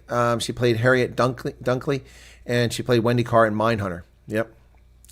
And now she's playing in Territory. Emily Lawson she plays. Yep. Yeah, good actress. Done a lot of stuff here in the States. Anyway, it's a good role for her. Only 6 episodes. Damn, I think I watched 3 last night. That sucks. I binge watch all of it. That's going to suck. Yeah, anyway. So, yeah, there you have it. Isn't that crazy? Eating bugs a few years ago was the most disgusting acting TV show. Now they want everyone to eat bugs. Yeah, exactly. Courtney loves Vivek. Yeah, well, I think most of us like Vivek. 5th season of Murder, She Wrote. My goodness, that's a fade back. I watched all the Jesse Stone movies. Yeah, I went back and watched Jesse Stone movies over and over again. Tom Selleck, those are brilliant performances by him. Yep. Yes, Sue. What you're saying? She's hot. Yeah, Anna Torv is hot. She's aging well. Alina Haba, it was one of the openings. Oh, that's who you're talking about. I thought you were talking about Anna Torv. Alina Haba. Let's take a look. Okay. I've seen her in different angles, and sometimes she just, yeah, it's a little too much makeup. A little too much makeup for me. Yeah, I don't find her particularly attractive. She's not bad looking. She went to Lehigh University. Wow, that's right down the road here. Is she from PA? No, she's from New Jersey, but she went to school in here. So, yep. Nah, she's not. Magnum was a classic. Yeah, it was. Watching Crossing Jordan. Yeah, Crossing Jordan was pretty good. I watched it for a few seasons when it came out. Hey, guys, watch Rachel tried De Beer. Great. What? Why does drama find me? It makes me cringe. Drama found you? How did drama find you? Yep. Hyena Road. I don't know that one. Too much sun. Yeah. People get burnt in the sun. Gary says, watch. Watch what, man? Watch what? So there are two sort of ranch westerns on then. I'm probably watching the wrong one. Mine is Territory. Oh, Debbie, you're watching Territory as well? Isn't that incredible? Yellowstone? Good show, but Territory, man, I'm gonna tell you what, I had to stop myself from binge watching the entire series last night, and even so, I got the one episode. Let me watch the second. Okay, I'll stop here. But then something happened at the end of the second. Like, I gotta watch the start of the third. So I watched the start of the third, and I'm like, okay, that's it. It's getting late. I'm gonna go to bed. And then I got to the end of the third, and like, damn it, I gotta watch the start of the fourth. But I did stop it there. Hugo Krug is here. What's your thoughts on Elon doing $1 million a day for signing up, and how is he exposing himself to business? He's not exposing his businesses because it's a private act. I have a little bit of a concern with it because in America, federal election law, even though states run their own elections, federal election law does prohibit certain activities that apply across the board in the country. One of those is you can't pay people to register to vote. Now, you can pay people to get people to register. So someone could pay me to be an agent to go sit at a shopping mall and say, hey, would you like to sign up for elections? Here's the form to fill out. We get you registered to vote. You can do that. You can pay those people, and that's what's led to the fraud in Lancaster County, Pennsylvania, where 1,500 ballots have been proven to be fraudulent in one batch, turned out of 2,500, 60%. So you can pay people, but you cannot approach someone and say, hey, if you register to vote, I'll pay you. Well, the $1 million prize could be inferred to be exactly that. So what I mean is that the problem is that if Elon Musk just said, anyone who signs my pledge in support of the First and Second Amendment saying you will support it, you get entered to win $1 million. That's fine. There's nothing wrong with that. He can do that. That's his money. However, you cannot say anyone who signs up to this pledge and registers to vote in the 7 battleground states gets entered for a prize. What about the people in the 43 non-battleground states? What about the people already registered to vote? This is what could be considered an illicit election activity, but it's minor. I mean, we are seeing massive fraud taking place in Lancaster County and other places around the country, which is being ignored by the media. No neck. Who had no neck? Can't watch movies. It gets boring. I watch series. Yeah, I'll watch a movie, though. Hugo, that's my thoughts on Elon Musk giving it. He couldn't get himself in trouble. It won't affect his businesses, though. Just cooked the whole frozen chicken in 60 minutes to feel kind of magical. Frozen chicken? Why did you freeze him? The jury has found you innocent by application of the gorgeous lawyer clause. Who's that? Alina Haba? He's just paying for transportation to the polls. There you go.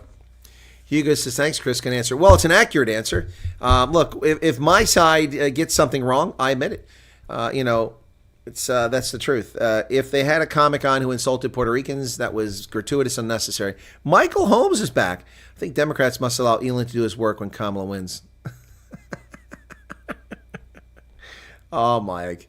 Poor Michael Holmes. He just you're suffering. Okay, I got to put the glasses on so I look look more academic here. So Michael Holmes. Elon Musk will do his work whether Donald Trump or Kamala Harris is declared the winner. See, the F1 results in Mexico, Verstappen is in danger. In danger of losing the season or what? No, I don't really follow Formula One. I know who Max Verstappen is. Yep. Please challenge Chris. Challenge me to what? Oh, yeah. Yeah. So, no, yeah, Elon Musk, the $1 million is just to pay for bus fare to get to the polls. Rachel tried to be her. Spelling error prior. Okay, Rachel tried to be her. I don't know what that is. Let me do a search on that. Rachel tried to be her. Rachel.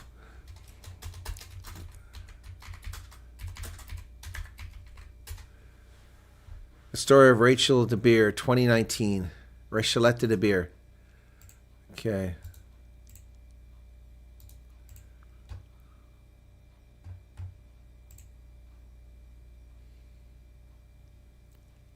It's an Afrikaner heroine. Gave her life in order to save that of her brother, Dirkie. She was the daughter of George Stephanus.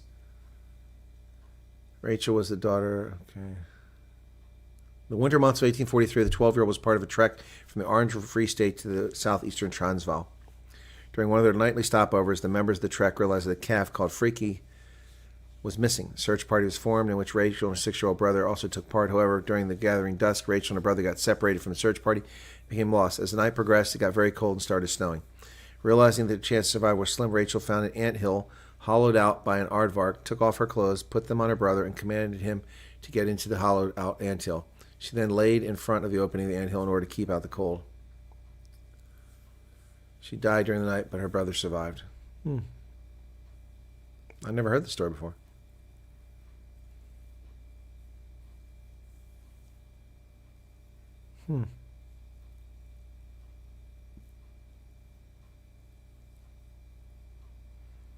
So some people are saying it's not real. In October 2012, 2 Afrikaans journalists published their findings, the story of Rachelette de Beer. Rachel bears many similarities to that of American heroine Hazel Minor. Anyway. So someone made the movie in 2019. Okay. Sandra Prinsloo is in it. Sandra Prinsloo. Okay, cool. Huh. Nah, I've never seen it.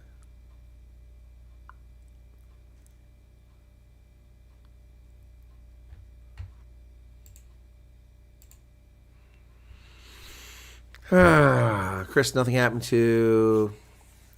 Spent 220. Yeah, nothing happened to Zuckerberg. Yep. Yeah, that's different, though. That's different. There's no law against spending money expressing your opinion. Why does US have such a higher murder rate compared to UK when UK has banned guns? It's a very complicated answer, Michael, and I've answered it previously. I'm not going to delve into it today. There's a lot of reasons for it. Let's take a look at murder rates across countries.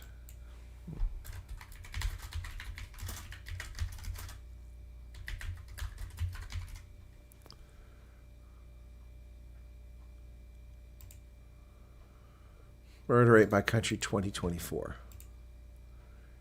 Okay. They don't even have the data for South Africa. Top 10 countries with the highest murder rates per 100,000 people. U.S. is not even in the list. Nope, not in the list. Top 10 countries with the lowest murder rate. Singapore is the lowest, followed by Oman, Macau, Hong Kong, Switzerland, South Korea, Italy, Norway, Slovenia, and Cyprus. United States had a total per 100,000 of 6.38, which makes it very low. Very low. United Kingdom is not on this list. South Africa is on here, but there's no data for it. Incomplete data. That's interesting. Incomplete data. Anyway, Vance explained it so well during the debate. Can't compare a country such as Sweden with U.S. Exactly.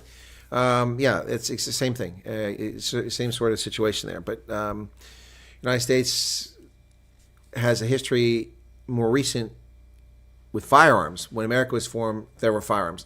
When England became England, there were no firearms. And the culture develops from that. Do I think the bad joke, Madison Square Garden, will mess with Trump's vote? Nope, not at all. Not at all. Not at all. It's just unfortunate. Any stray voltage you give these idiots, they run with it. So no, I don't think it's going to have any impact whatsoever. There's also a Volrad Voldemander they named a medal in his honor. Should have a Rachel de Beer medal for female recipients. Yep. Jamaica does have the highest murder rate in the world, if I'm not mistaken.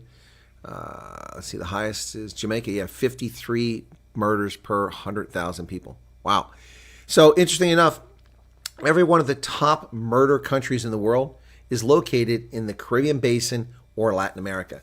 Jamaica, St. Vincent and Grenadines, Trinidad and Tobago, St. Lucia, Bahamas, Honduras, Belize, Ecuador, Mexico, and Colombia.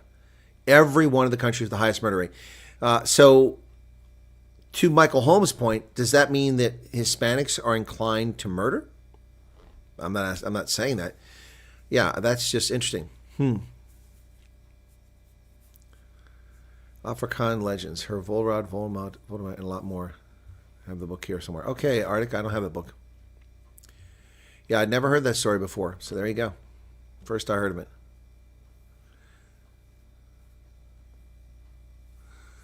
Life is very cheap. Yeah, exactly. That's as we had, what's his name on the program a few years back? Was it Eric? What's his name? The candidate for Congress and then ran for the open governor seat in California. He was from Jamaica. His father moved the family here to escape the violence because he was in politics and moved to Baltimore, of all places. He went to high school, came like 14 or 15, and spent his high school years with a bunch of thugs around around with their ass cheek exposed, talking about how many hoes they knocked up and how many drugs they can sell, you know, and how they can get out of doing anything useful in society. And he was like, what's going on here? I mean, I went to school where I had a uniform, and that may have been a violent country, but success is what mattered to Jamaicans, not knocking up hoes. Yeah, so anyway, very different there. Very different. Anyway, I haven't heard from him in a while, but he was going to run for governor. Not sure how Durban is not the murder capital of the world. I don't know. I don't know the numbers there. So, but South Africa doesn't show up on this chart. Let me find another source for this. Homicide rate by that's Europe. I don't, global.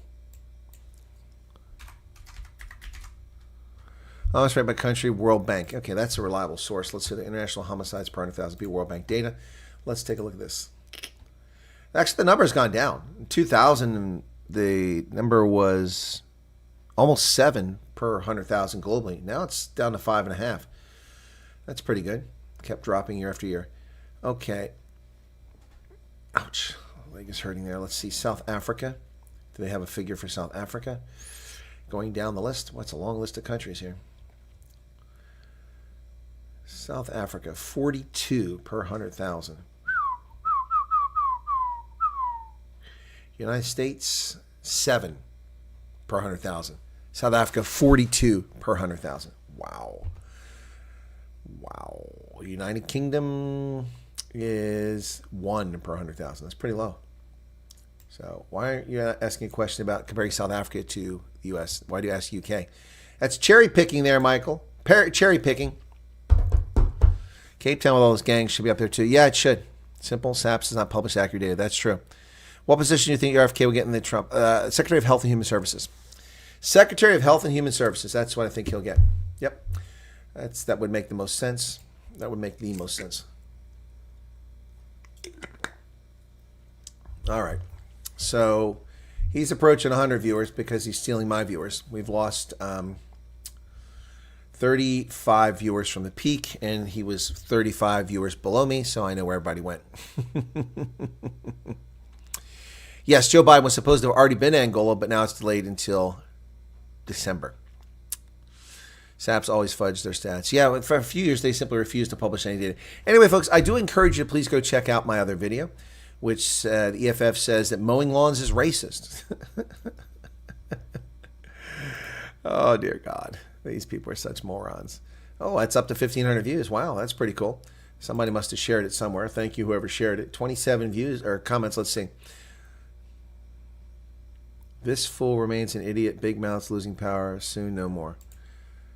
I wonder why the country is so screwed.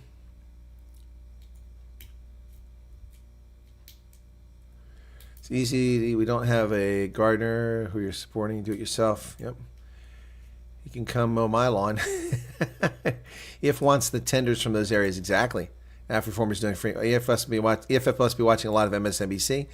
No point cutting grass when there's no grass. Hell, they get paid to cut grass. There's grass, but they don't. It's simple. They have an identity crisis and full of envy. Jew. This is from Hendo, and the gang belongs on Robben Island. There's no grass to be cut in other areas. Ken is angry. I'll give him a thumbs up. I really love AfriForm. They give EFF sleepless nights. Just another day in South Africa. Them garden boys mustn't forget they can work. My cat is not racist. Says Light Rain. Everything is racist here, says Edna. Oh my goodness. Yeah, that's pretty cool. And 4 robberies in Durban and 3 vehicles stolen. Oh my goodness, Gary, that's crazy. Do you watch a 2010 movie called Tracker about a boar that goes to New Zealand? No, I've never heard that movie. Yeah. Do it per city, and there have been a huge increase in crime last few months. Life is cheaper in some places. Yeah, no, it is. It's really tough in some parts of South Africa. Other parts, virtually untouched by crime. 1 mass shooting in the U.S. equals 10 death. Headline news for weeks. 100 dead in South Africa. Exactly African native. Unfortunately, it isn't covered. I cover it. I talk about it. If I can find the news, if I can get information on it, I cover the mass shootings in South Africa. Not because I hate South Africa, but because people need to know about it. You need to know where it's unsafe to be. Gunnar Kuhn is still here, sir. Watch that video. Had a giggle at the red Teletubbies. Yeah, did you like that? Yeah, put the red Teletubbies in there. Mowing lawns is racist. Good God. Some of the stuff these idiots come up with just is beyond the pale, you know? I mean, honestly. Honestly. It's just ridiculous. Okay, I'm going to find my text for that because I put some notes together for that. What did he say here? He said, go to their website. What they stand for. These people always use the term self-determination, the idea that they only see themselves as an Afrikaner community. If they're really so concerned about mowing lawns or cleaning streets, let them go do it in Soshanguve and Hammanskraal, where the black people live, and show us they can rise above it. Well, first off, you are a race hustler because black people don't just live in Soshanguve and Hammanskraal. They live all over the Pretoria metropolitan area. All over. I know they do because I've been to their houses. I see them on the streets. I see them in the businesses. I see them driving into their luxury homes in Hatfield. I see them. Black people. They're not invisible. They stand out. You can see them. So you're a bit of a bigot there yourself, buddy. And mowing lawns in those places, well, they have to have grass. I've been to Soshanguve. Not a lot of places even have a lawn. Just dirt. Yep. Hate to say it, but the U.S. has a black gun problem. Look up racial crime statistics. Holmes wants a gun ban. There will be mass. Oh, does Michael Holmes want a gun ban? I didn't see that. Let me see if Michael asked for something else. Maybe I missed some comment by Michael. Let me check back here. I don't see anything. No, I don't see anything about that. So might have missed something there. Yeah, no. I mean, so America, the violence that we have, the murders that we have, occur overwhelmingly in one type of geographic area, one type of human settlement, one type of community. Overwhelmingly, the vast majority of murders with guns in America are committed in urban settings and often by black men.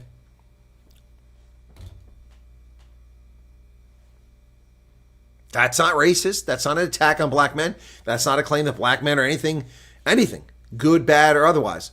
It's a statement of fact. Just like the lies about the police are hunting black men. What a bunch of horse manure. On average, about 350 black men die in firearms-related incidents with police, the vast majority of which they initiate annually. 500 to 800 white Americans are killed in police encounters every year. All things being equal, whites outnumbering blacks by 6 to 1, it stands to reason there would be more whites killed just based on statistics. But it's a lie. If the police are hunting down black men, then they're very bad hunters. I mean, we hit more deer on the highway out here in a weekend in October, November than black men are killed in the entire country of 330 million people by police in a single year. If the cops are hunting down black men, they're shooting them to get rid of them, they're very inefficient. It'd be much easier just to feed them KFC all the time so they become impotent. Richard says, if mowing lawns is racist, I'm in trouble for planting a mini orchard and flowers. Ooh, you are in trouble. No, it's only racist if you cut someone else's lawn for free. Even the new top cop stated, we have a problem with a black man. Illinois awarded Chicago rapper Lil Durk with some kind of award just to get arrested by the U.S. Marshals next week. Okay. Tyreek Hill calls himself the George Floyd. Please. Even the new top cop. Okay. That brings back PTSD. I hit a deer in UK driving my twins' car at 5 a.m. Did you cry because you hit the deer or because it damaged your car, or were your kids injured? Were you injured, Debbie? Sorry, I don't mean to bring it back, but I mean, it's just a reality.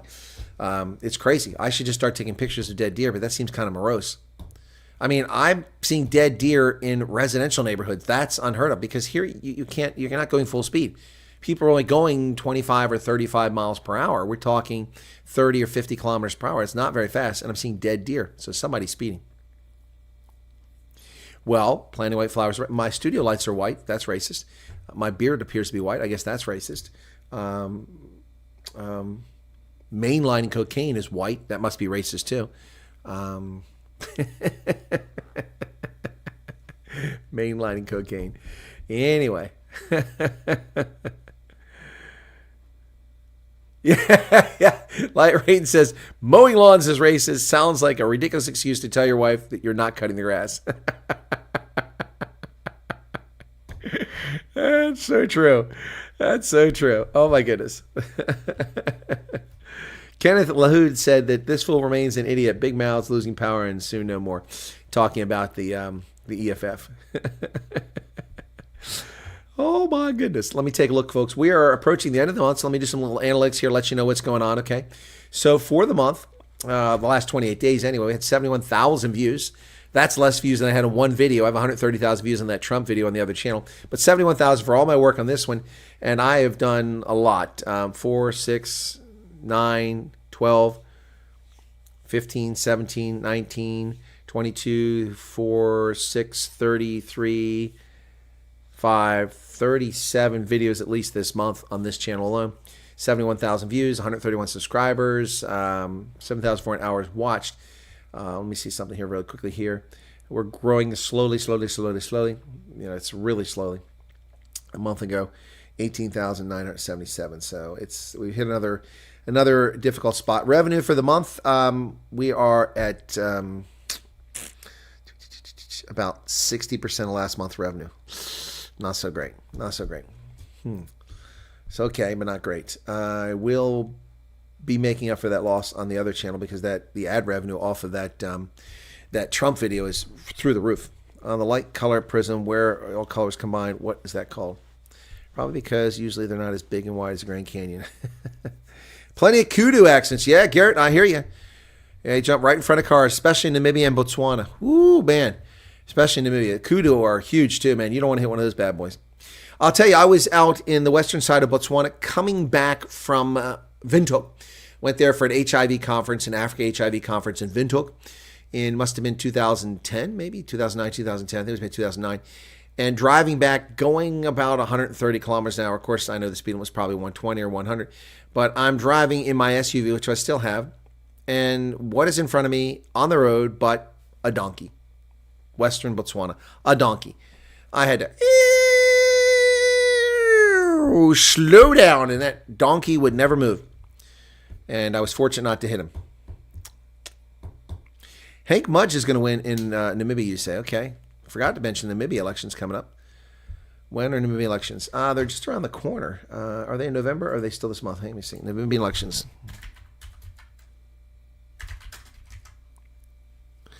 Namibia elections. Check the date. November 27th. Yeah, they're November. That's what I thought. November 27th. 2 days ago is when they announced it. I didn't have the date because they hadn't announced it until 2 days ago. I missed that story. Yep.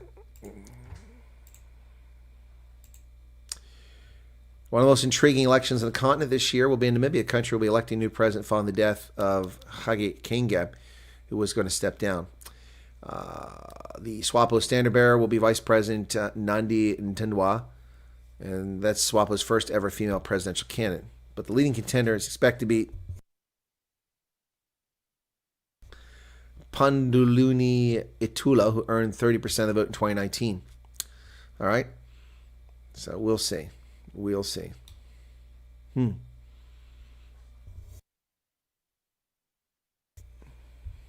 Big country. Big election. We'll see what happens here. If SWAPO wins, then I don't know anymore. Okay? What's your take on Mozambique elections? Do you like Frelimo? Michael Holmes, you missed that. I covered that story earlier, but I will cover it once again for your sake. Ronaldo says, so we're ignoring each other's times now. My live streams for the rest of the week will be at 6 p.m. Ronaldo, I have not changed my time. It's always been at 6 p.m. Always. And my news program always runs an hour and 30 minutes minimum, unless I'm rushed to get out the door, and sometimes runs for 2 hours. I have not changed this in 5 years, since Ramon Cabanach stole my 5 p.m. slot. Yeah, Matthew Dixon says Ronaldo's stream is better, which is interesting because Matthew is here. Black is the shade, so is white. Okay. So, Garrett roof rack, what's the stainless cables? In fact, on Wednesdays, I have to move my stream to accommodate the Wednesdays with the Colonel. Hence, I do my stream at 11:30 instead of 12 o'clock. It's a one day of the week that I don't do it at that time. So, yeah, I haven't changed anything. This is where I've been forever. 6 p.m., which is not ideal, Ronaldo, because people are coming home from work. They're eating dinner then. So getting people to watch the stream is challenging. I lost Beth a long time ago, Beth Luthi or whatever, because she's taking care of her kids and feeding them at this time, and she doesn't watch the program anymore. So yeah, but you got to find a time that works, and this has been the time that's worked the best. So, and I've been here at this time since at least April of 2020, if not before that. So yep, I intentionally did not set my stream up. Ronaldo's stream was always on at 8 p.m.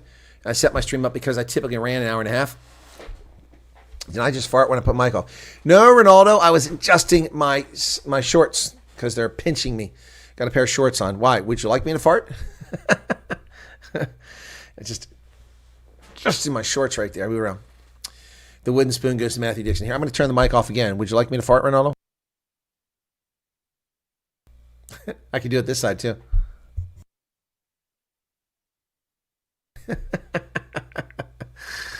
Oh my goodness. Anyway, so now I've got trolls coming over for Ronaldo's channel. Oh my goodness. 6 p.m. isn't ideal for me, but I'm here. Yeah, exactly, Erica. Fart streams. Who's farting? Where are you guys getting this from? Stop it. This is like freaking South Park humor. Anyway, I'm live on Ronaldo's stream. Of course I am. I've done that to him many, many times. Many, many times.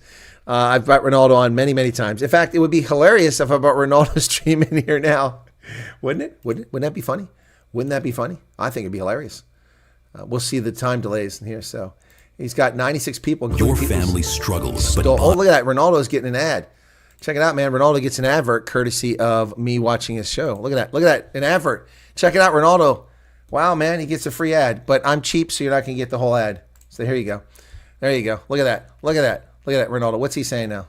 Hide your butt with enough space to allow some air to escape it, right? Oh my goodness. What a nasty, nasty person he is. Okay, watch this now. Let's see if we can do it in slow-mo. All right, so we're going to have to expose the member of parliament for who he is and what he says and what he does. Here we go. Watch now. Watch the movement here.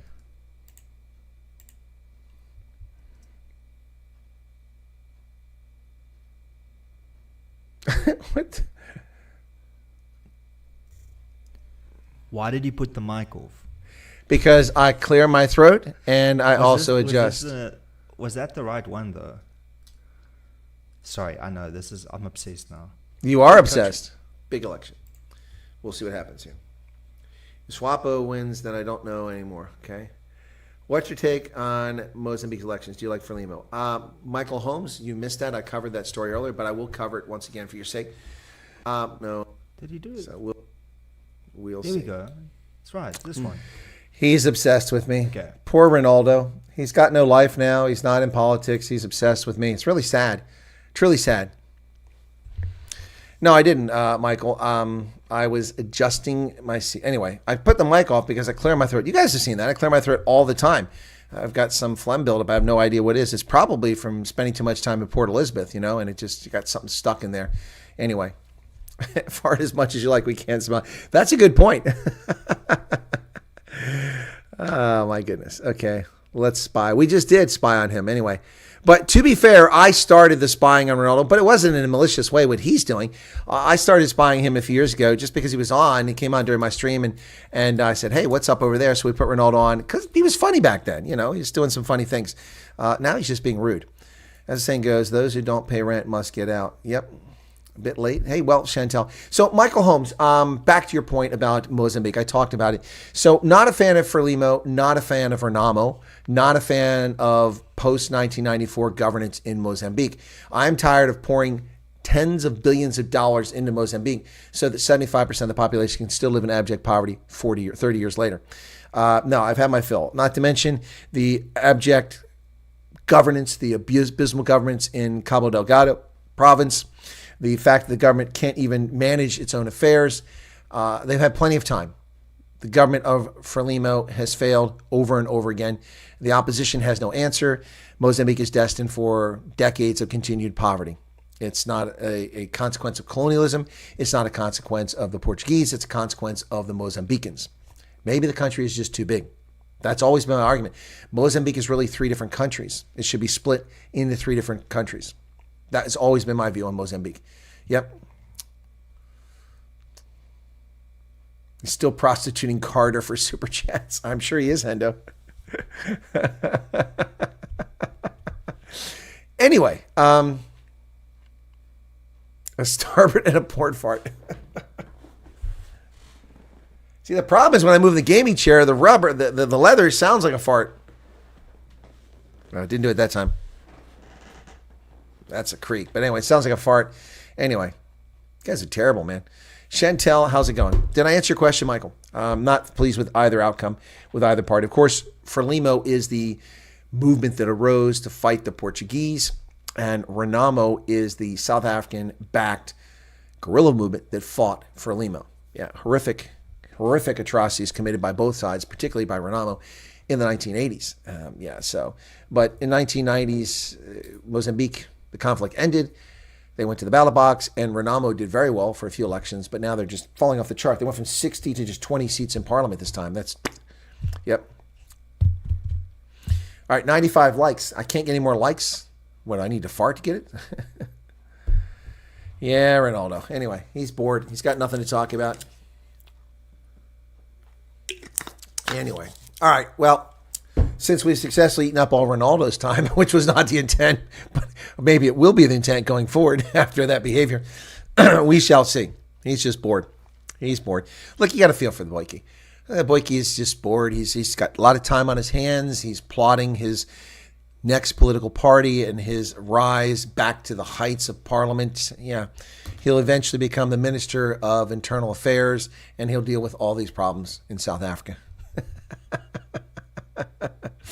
95 likes. I got $12.63 in super chat revenue.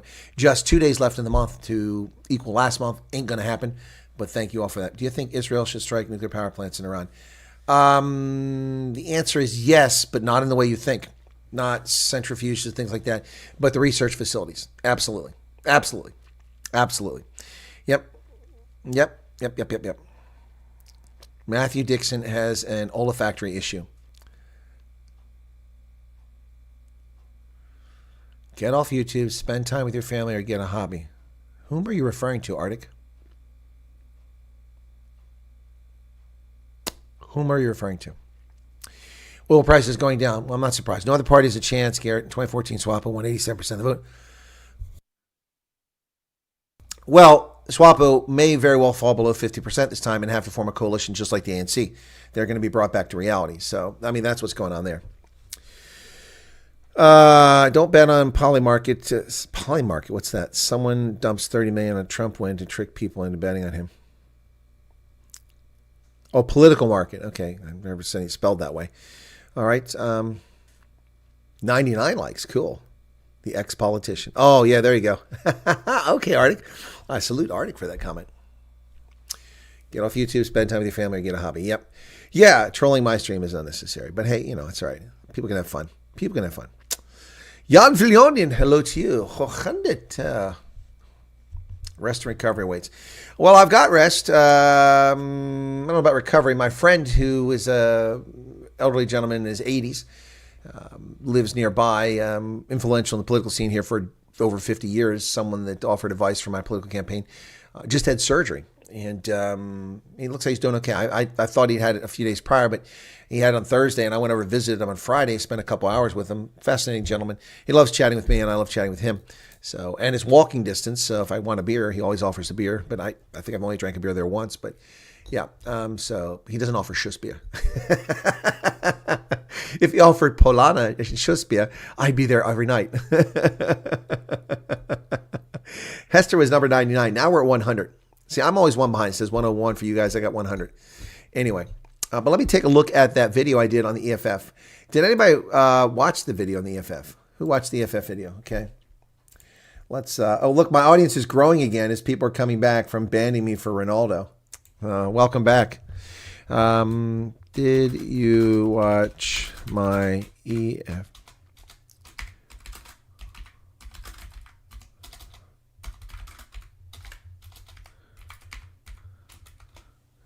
Did you watch my lawn mowing video? Okay. Why does it do that?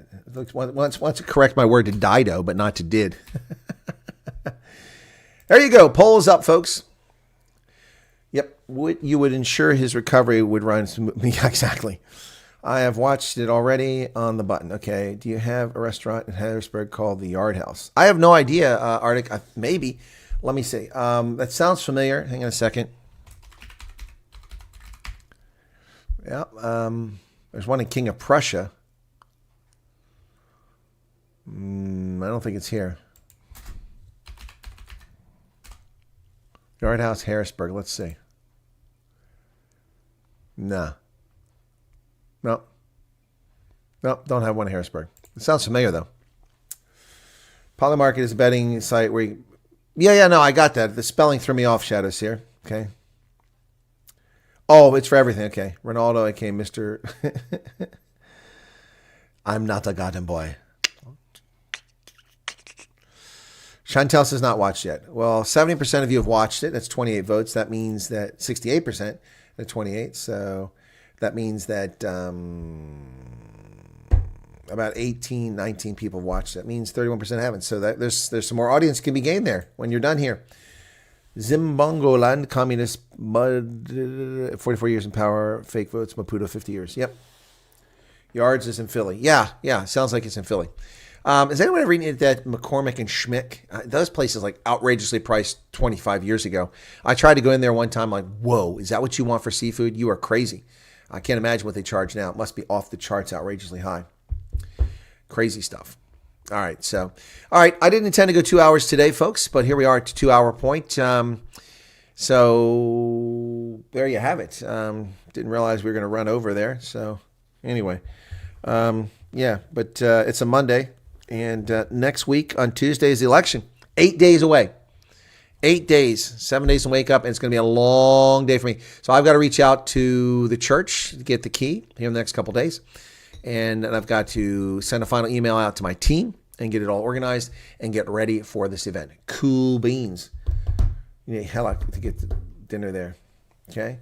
Forced into retirement, my garden keeps me sane. Planted seeds in the rain. That almost sounds like a song. Forced into retirement, my garden keeps me sane. Waiting for the rain. It sounds like a Cat Stevens song, man. Michael says, I am being shadow banned from posting controversial comments. No, you're not. Not by us. What have you posted, Michael? There is not a single comment that has been deleted by a moderator here. If you wrote a word that YouTube bans, I can't control that. Jan Filion just had a comment that was blocked. Jan's comment was blocked by YouTube. He said, USA leftist loons will riot when Trump returns. YouTube blocked that, and one of my moderators just released it. So I'm looking for comments from you over here. Michael, not a single comment has been removed by a moderator in my studio. Andre retracted his message. Erica retracted a message earlier. Yep. And Ronaldo is obsessed with poo humor.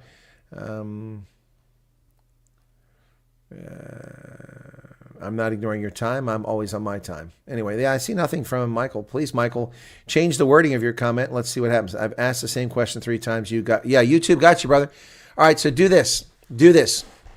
Ask the word, and if it's an obvious word, put a character in front of like the @ symbol or a $sign, like where an S is, and I bet it goes through. They're not that sophisticated yet. So I'm happy to answer your question, Michael. I can't see it. So yeah. I never watched The Constant Gardener. I'm not a big Michael Finn's fan.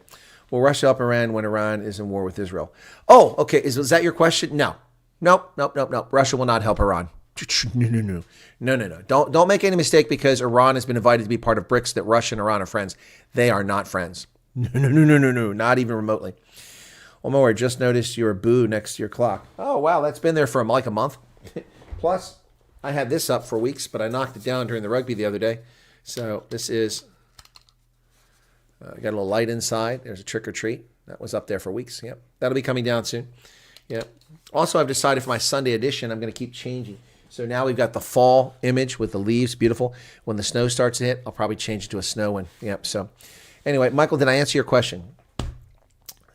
Who was okay in the 00 Spectre? Okay. Who was that, Mike? Oh, Michael Fiennes. Yeah. He was okay. Spectre was a bit long, wasn't it? Yep. Pablo says, then tell me, why do so many people think Russia and Iran are allies? I don't know. Why do people think that? Why do people think that China and Russia are allies? They're not. They're cooperating.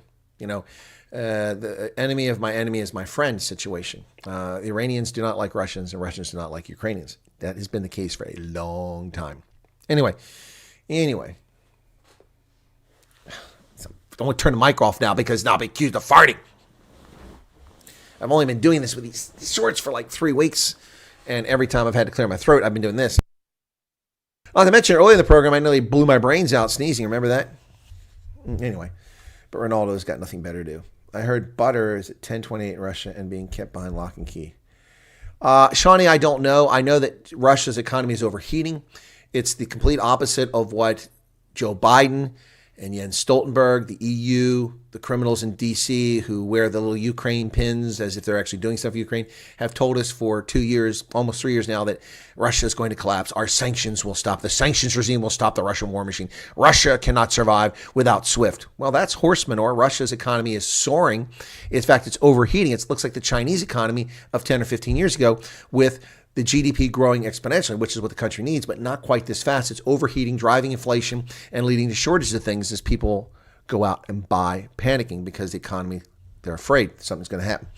Yeah, no, it's completely opposite of what the experts told you, and I told you they would be fine. I didn't say it was going to overheat, but I did say Russia's economy will be just perfectly fine. Their war machine will be fine. They'll be able to provide all the ammunition, all the tanks, all the bodies that they need for their war. And what have they done? They're still doing it. They're still putting people in uniform. They're still sitting at the front line. They're still dying. They're still replacing the tanks. They're still replacing the aircraft. They're still replacing the artillery shells. They're still feeding their population. They're still selling their oil, their tin, their lumber, their whatever. Russia is fine. Why? Because they made secret deals with China.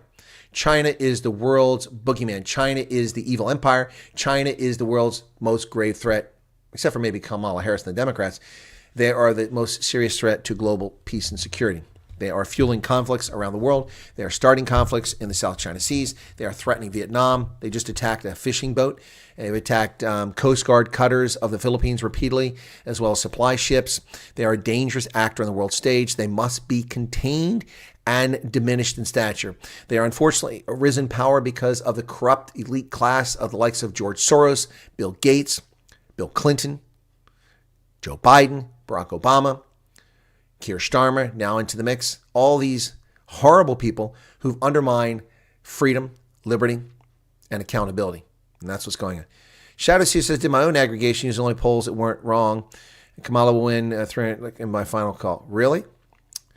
Yeah, the problem with your numbers there is there aren't 670 electoral votes. I don't know where you're getting those numbers from. There aren't 360 or 70 electoral votes. There's only 538. So your numbers are way off, Shadow Seer. I don't know where you get that from. And the polls in 2020 and 2022 are not relevant to today. They're a different actor. So Vespers, yeah, Vespers was a good actress. Yeah, so yeah, I don't think Joe Rogan is funny or remotely entertaining. I think he's boring. I mean, he's like, so President Trump, what's your plan? Wow, that was insightful.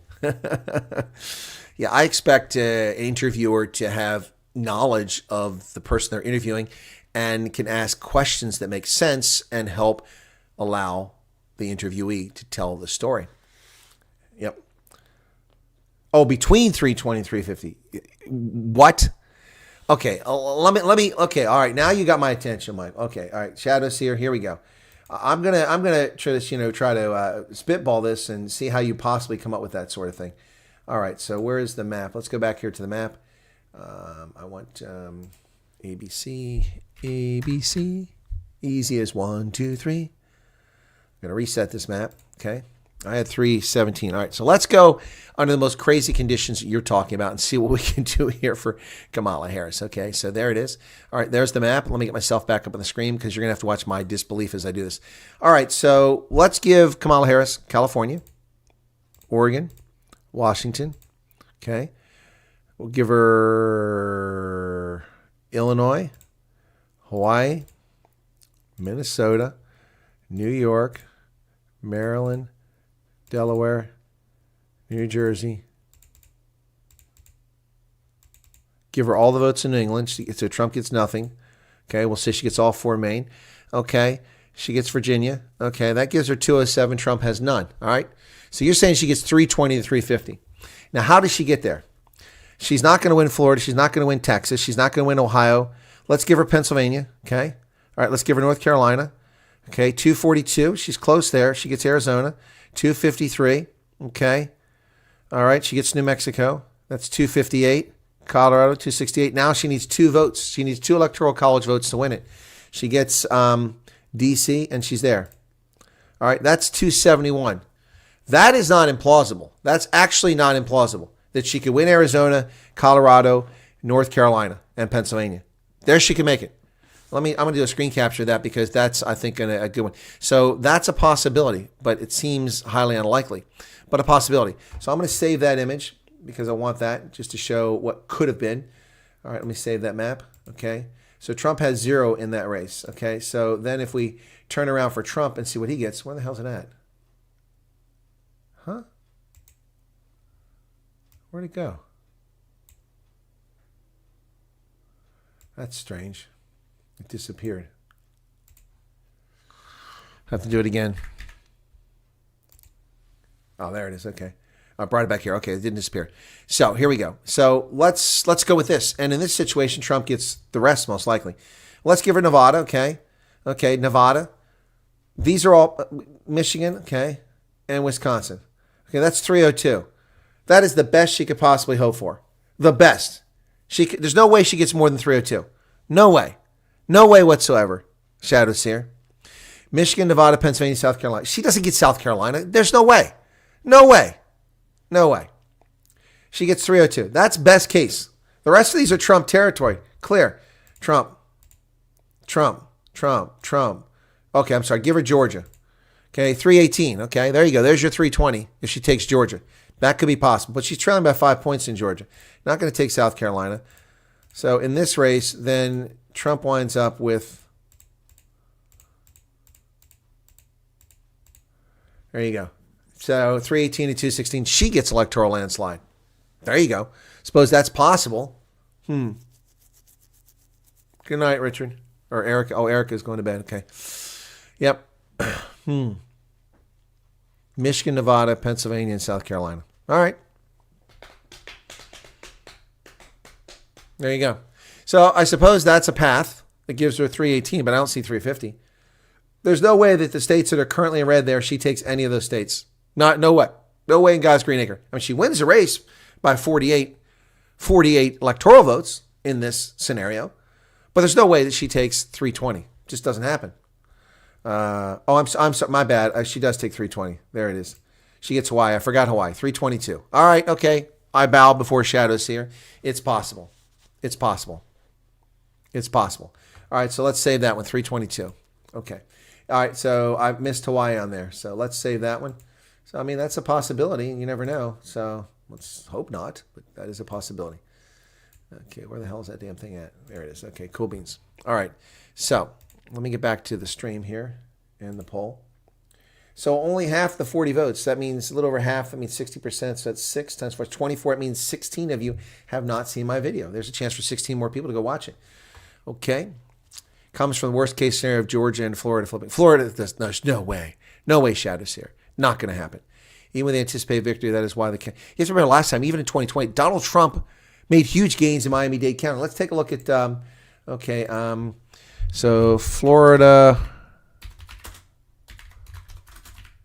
2020 election. Florida County map 2020 election. Let's see what I can find. Okay, Florida election results. Politico, CNN. All right, let me see. Okay.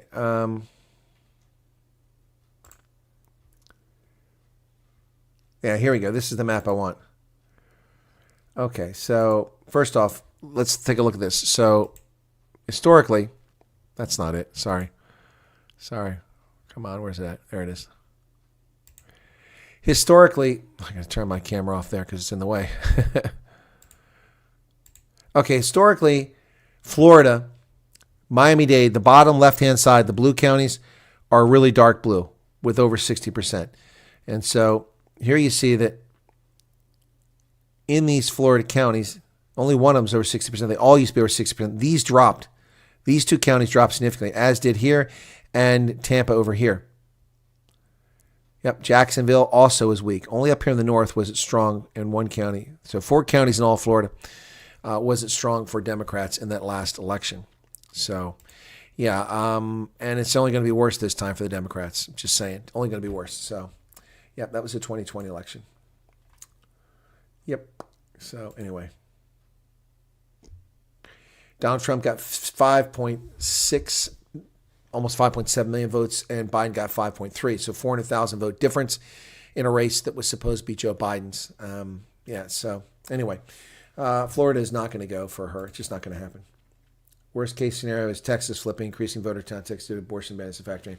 Yeah, there are more people showing up for abortion, but there are also more Republicans showing up because people are terrified. Texas flipping seems highly unlikely. Let's take a look at Texas and see what they have to overcome. 2020. So Texas, 2020 by county election. Okay. Oh, that's supposed to be 2020. There we go. Texas Politico, CNN, Wikipedia. Let's take a look and see what we get here. All right. So, yeah, here's the map of 2020. Okay. Overwhelmingly Republican, except down along the river where all the people slide into the country, and a little bit in Dallas and Houston. But I mean, there's some seriously dark red counties here. These are far less populated, though. But so are these ones. These larger counties are much less populated. So it's overwhelming. Let's take a look at the results. Trump won Texas 5.9 to 5.2, almost 700,000 votes. That's huge. That's huge. That's huge. Anyway, so we'll see. Anyway, there you have it. So I don't think it's going to happen. And these states haven't been neglected by Trump either. He's been going to these places, so, you know. Anyway, he's not ignoring them. Well, I got a lot of stuff open here from all the stuff we talked about this hour. I was going to take a break here. It's getting away from me. I want to talk about diversity, equity, and inclusion, how it's destroying military recruitment, but I'll get to that another time. They will come back, Shadow Seer. They're either not going to vote or they're going to vote for Trump. So they're not going to vote for Kamala Harris. No, not going to happen. Even the anticipated victory, this is why the continuing election fraud manipulation like Lancaster is a concern. Yeah, it doesn't take much. Yeah, and I report on that story. Will I be censored by YouTube? Probably. Let's remember that red or blue area is an indication of population. I just said that, Shadow Seer. I said those counties in the north are thinly populated, as are those large counties. That's why they're so large in the southwestern part of Texas. I already said that. I've shown the map of Pennsylvania and pointed out that most of the state is actually red, but they are smaller places. So here we go again. I've reported this many, many times, and I've talked about this. Here is Pennsylvania, the 2020 election. Pittsburgh, Penn State, State College, right in the middle of the state, Harrisburg, Philadelphia, and its environs, Scranton, Wilkes-Barre, are places where there's lots of Democrats, as is Erie, but Erie is not heavily populated. The rest of the state is almost entirely red, but the population in the rest of the state pretty much matches those urban areas. So it comes down to turnout of voters. I live in a rock red, solid, conservative area. Yep. Anyway, so there you have it. But counties, that doesn't tell you the population. So there you go. Right. 108 likes. People are bailing now. It's late. You guys take a break. I'm going to take a break. We'll see you if something snaps or happens later on. Please go watch my video about the EFF and mowing lawns, how that's racist. Yeah, they won't vote at all. So we'll see how many of them there are. Trump will gain Illinois, trust me. Pablo keeps talking about that. I don't know. He's going to gain in California. I think the margin of votes in California is getting smaller than it has been the past two elections. We'll see. Maybe in New Jersey as well. I don't know. But I want Trump to have a popular vote win and an electoral landslide. And then we can get on with the business of government. But, of course, they'll lie about it. So we'll never get on with it. The left is demonic. Good night, everybody. Thanks for being here. Appreciate it. Take care of yourselves. I'm kind of hungry. Get something to eat now. And we'll catch you next time right here on Chris Wyatt Reports. Been a lovely conversation. Cheers, everybody. Thank you for your time. Michael Holmes, I hope I got your question. I'm not sure if I did because you reworded it. Cheers.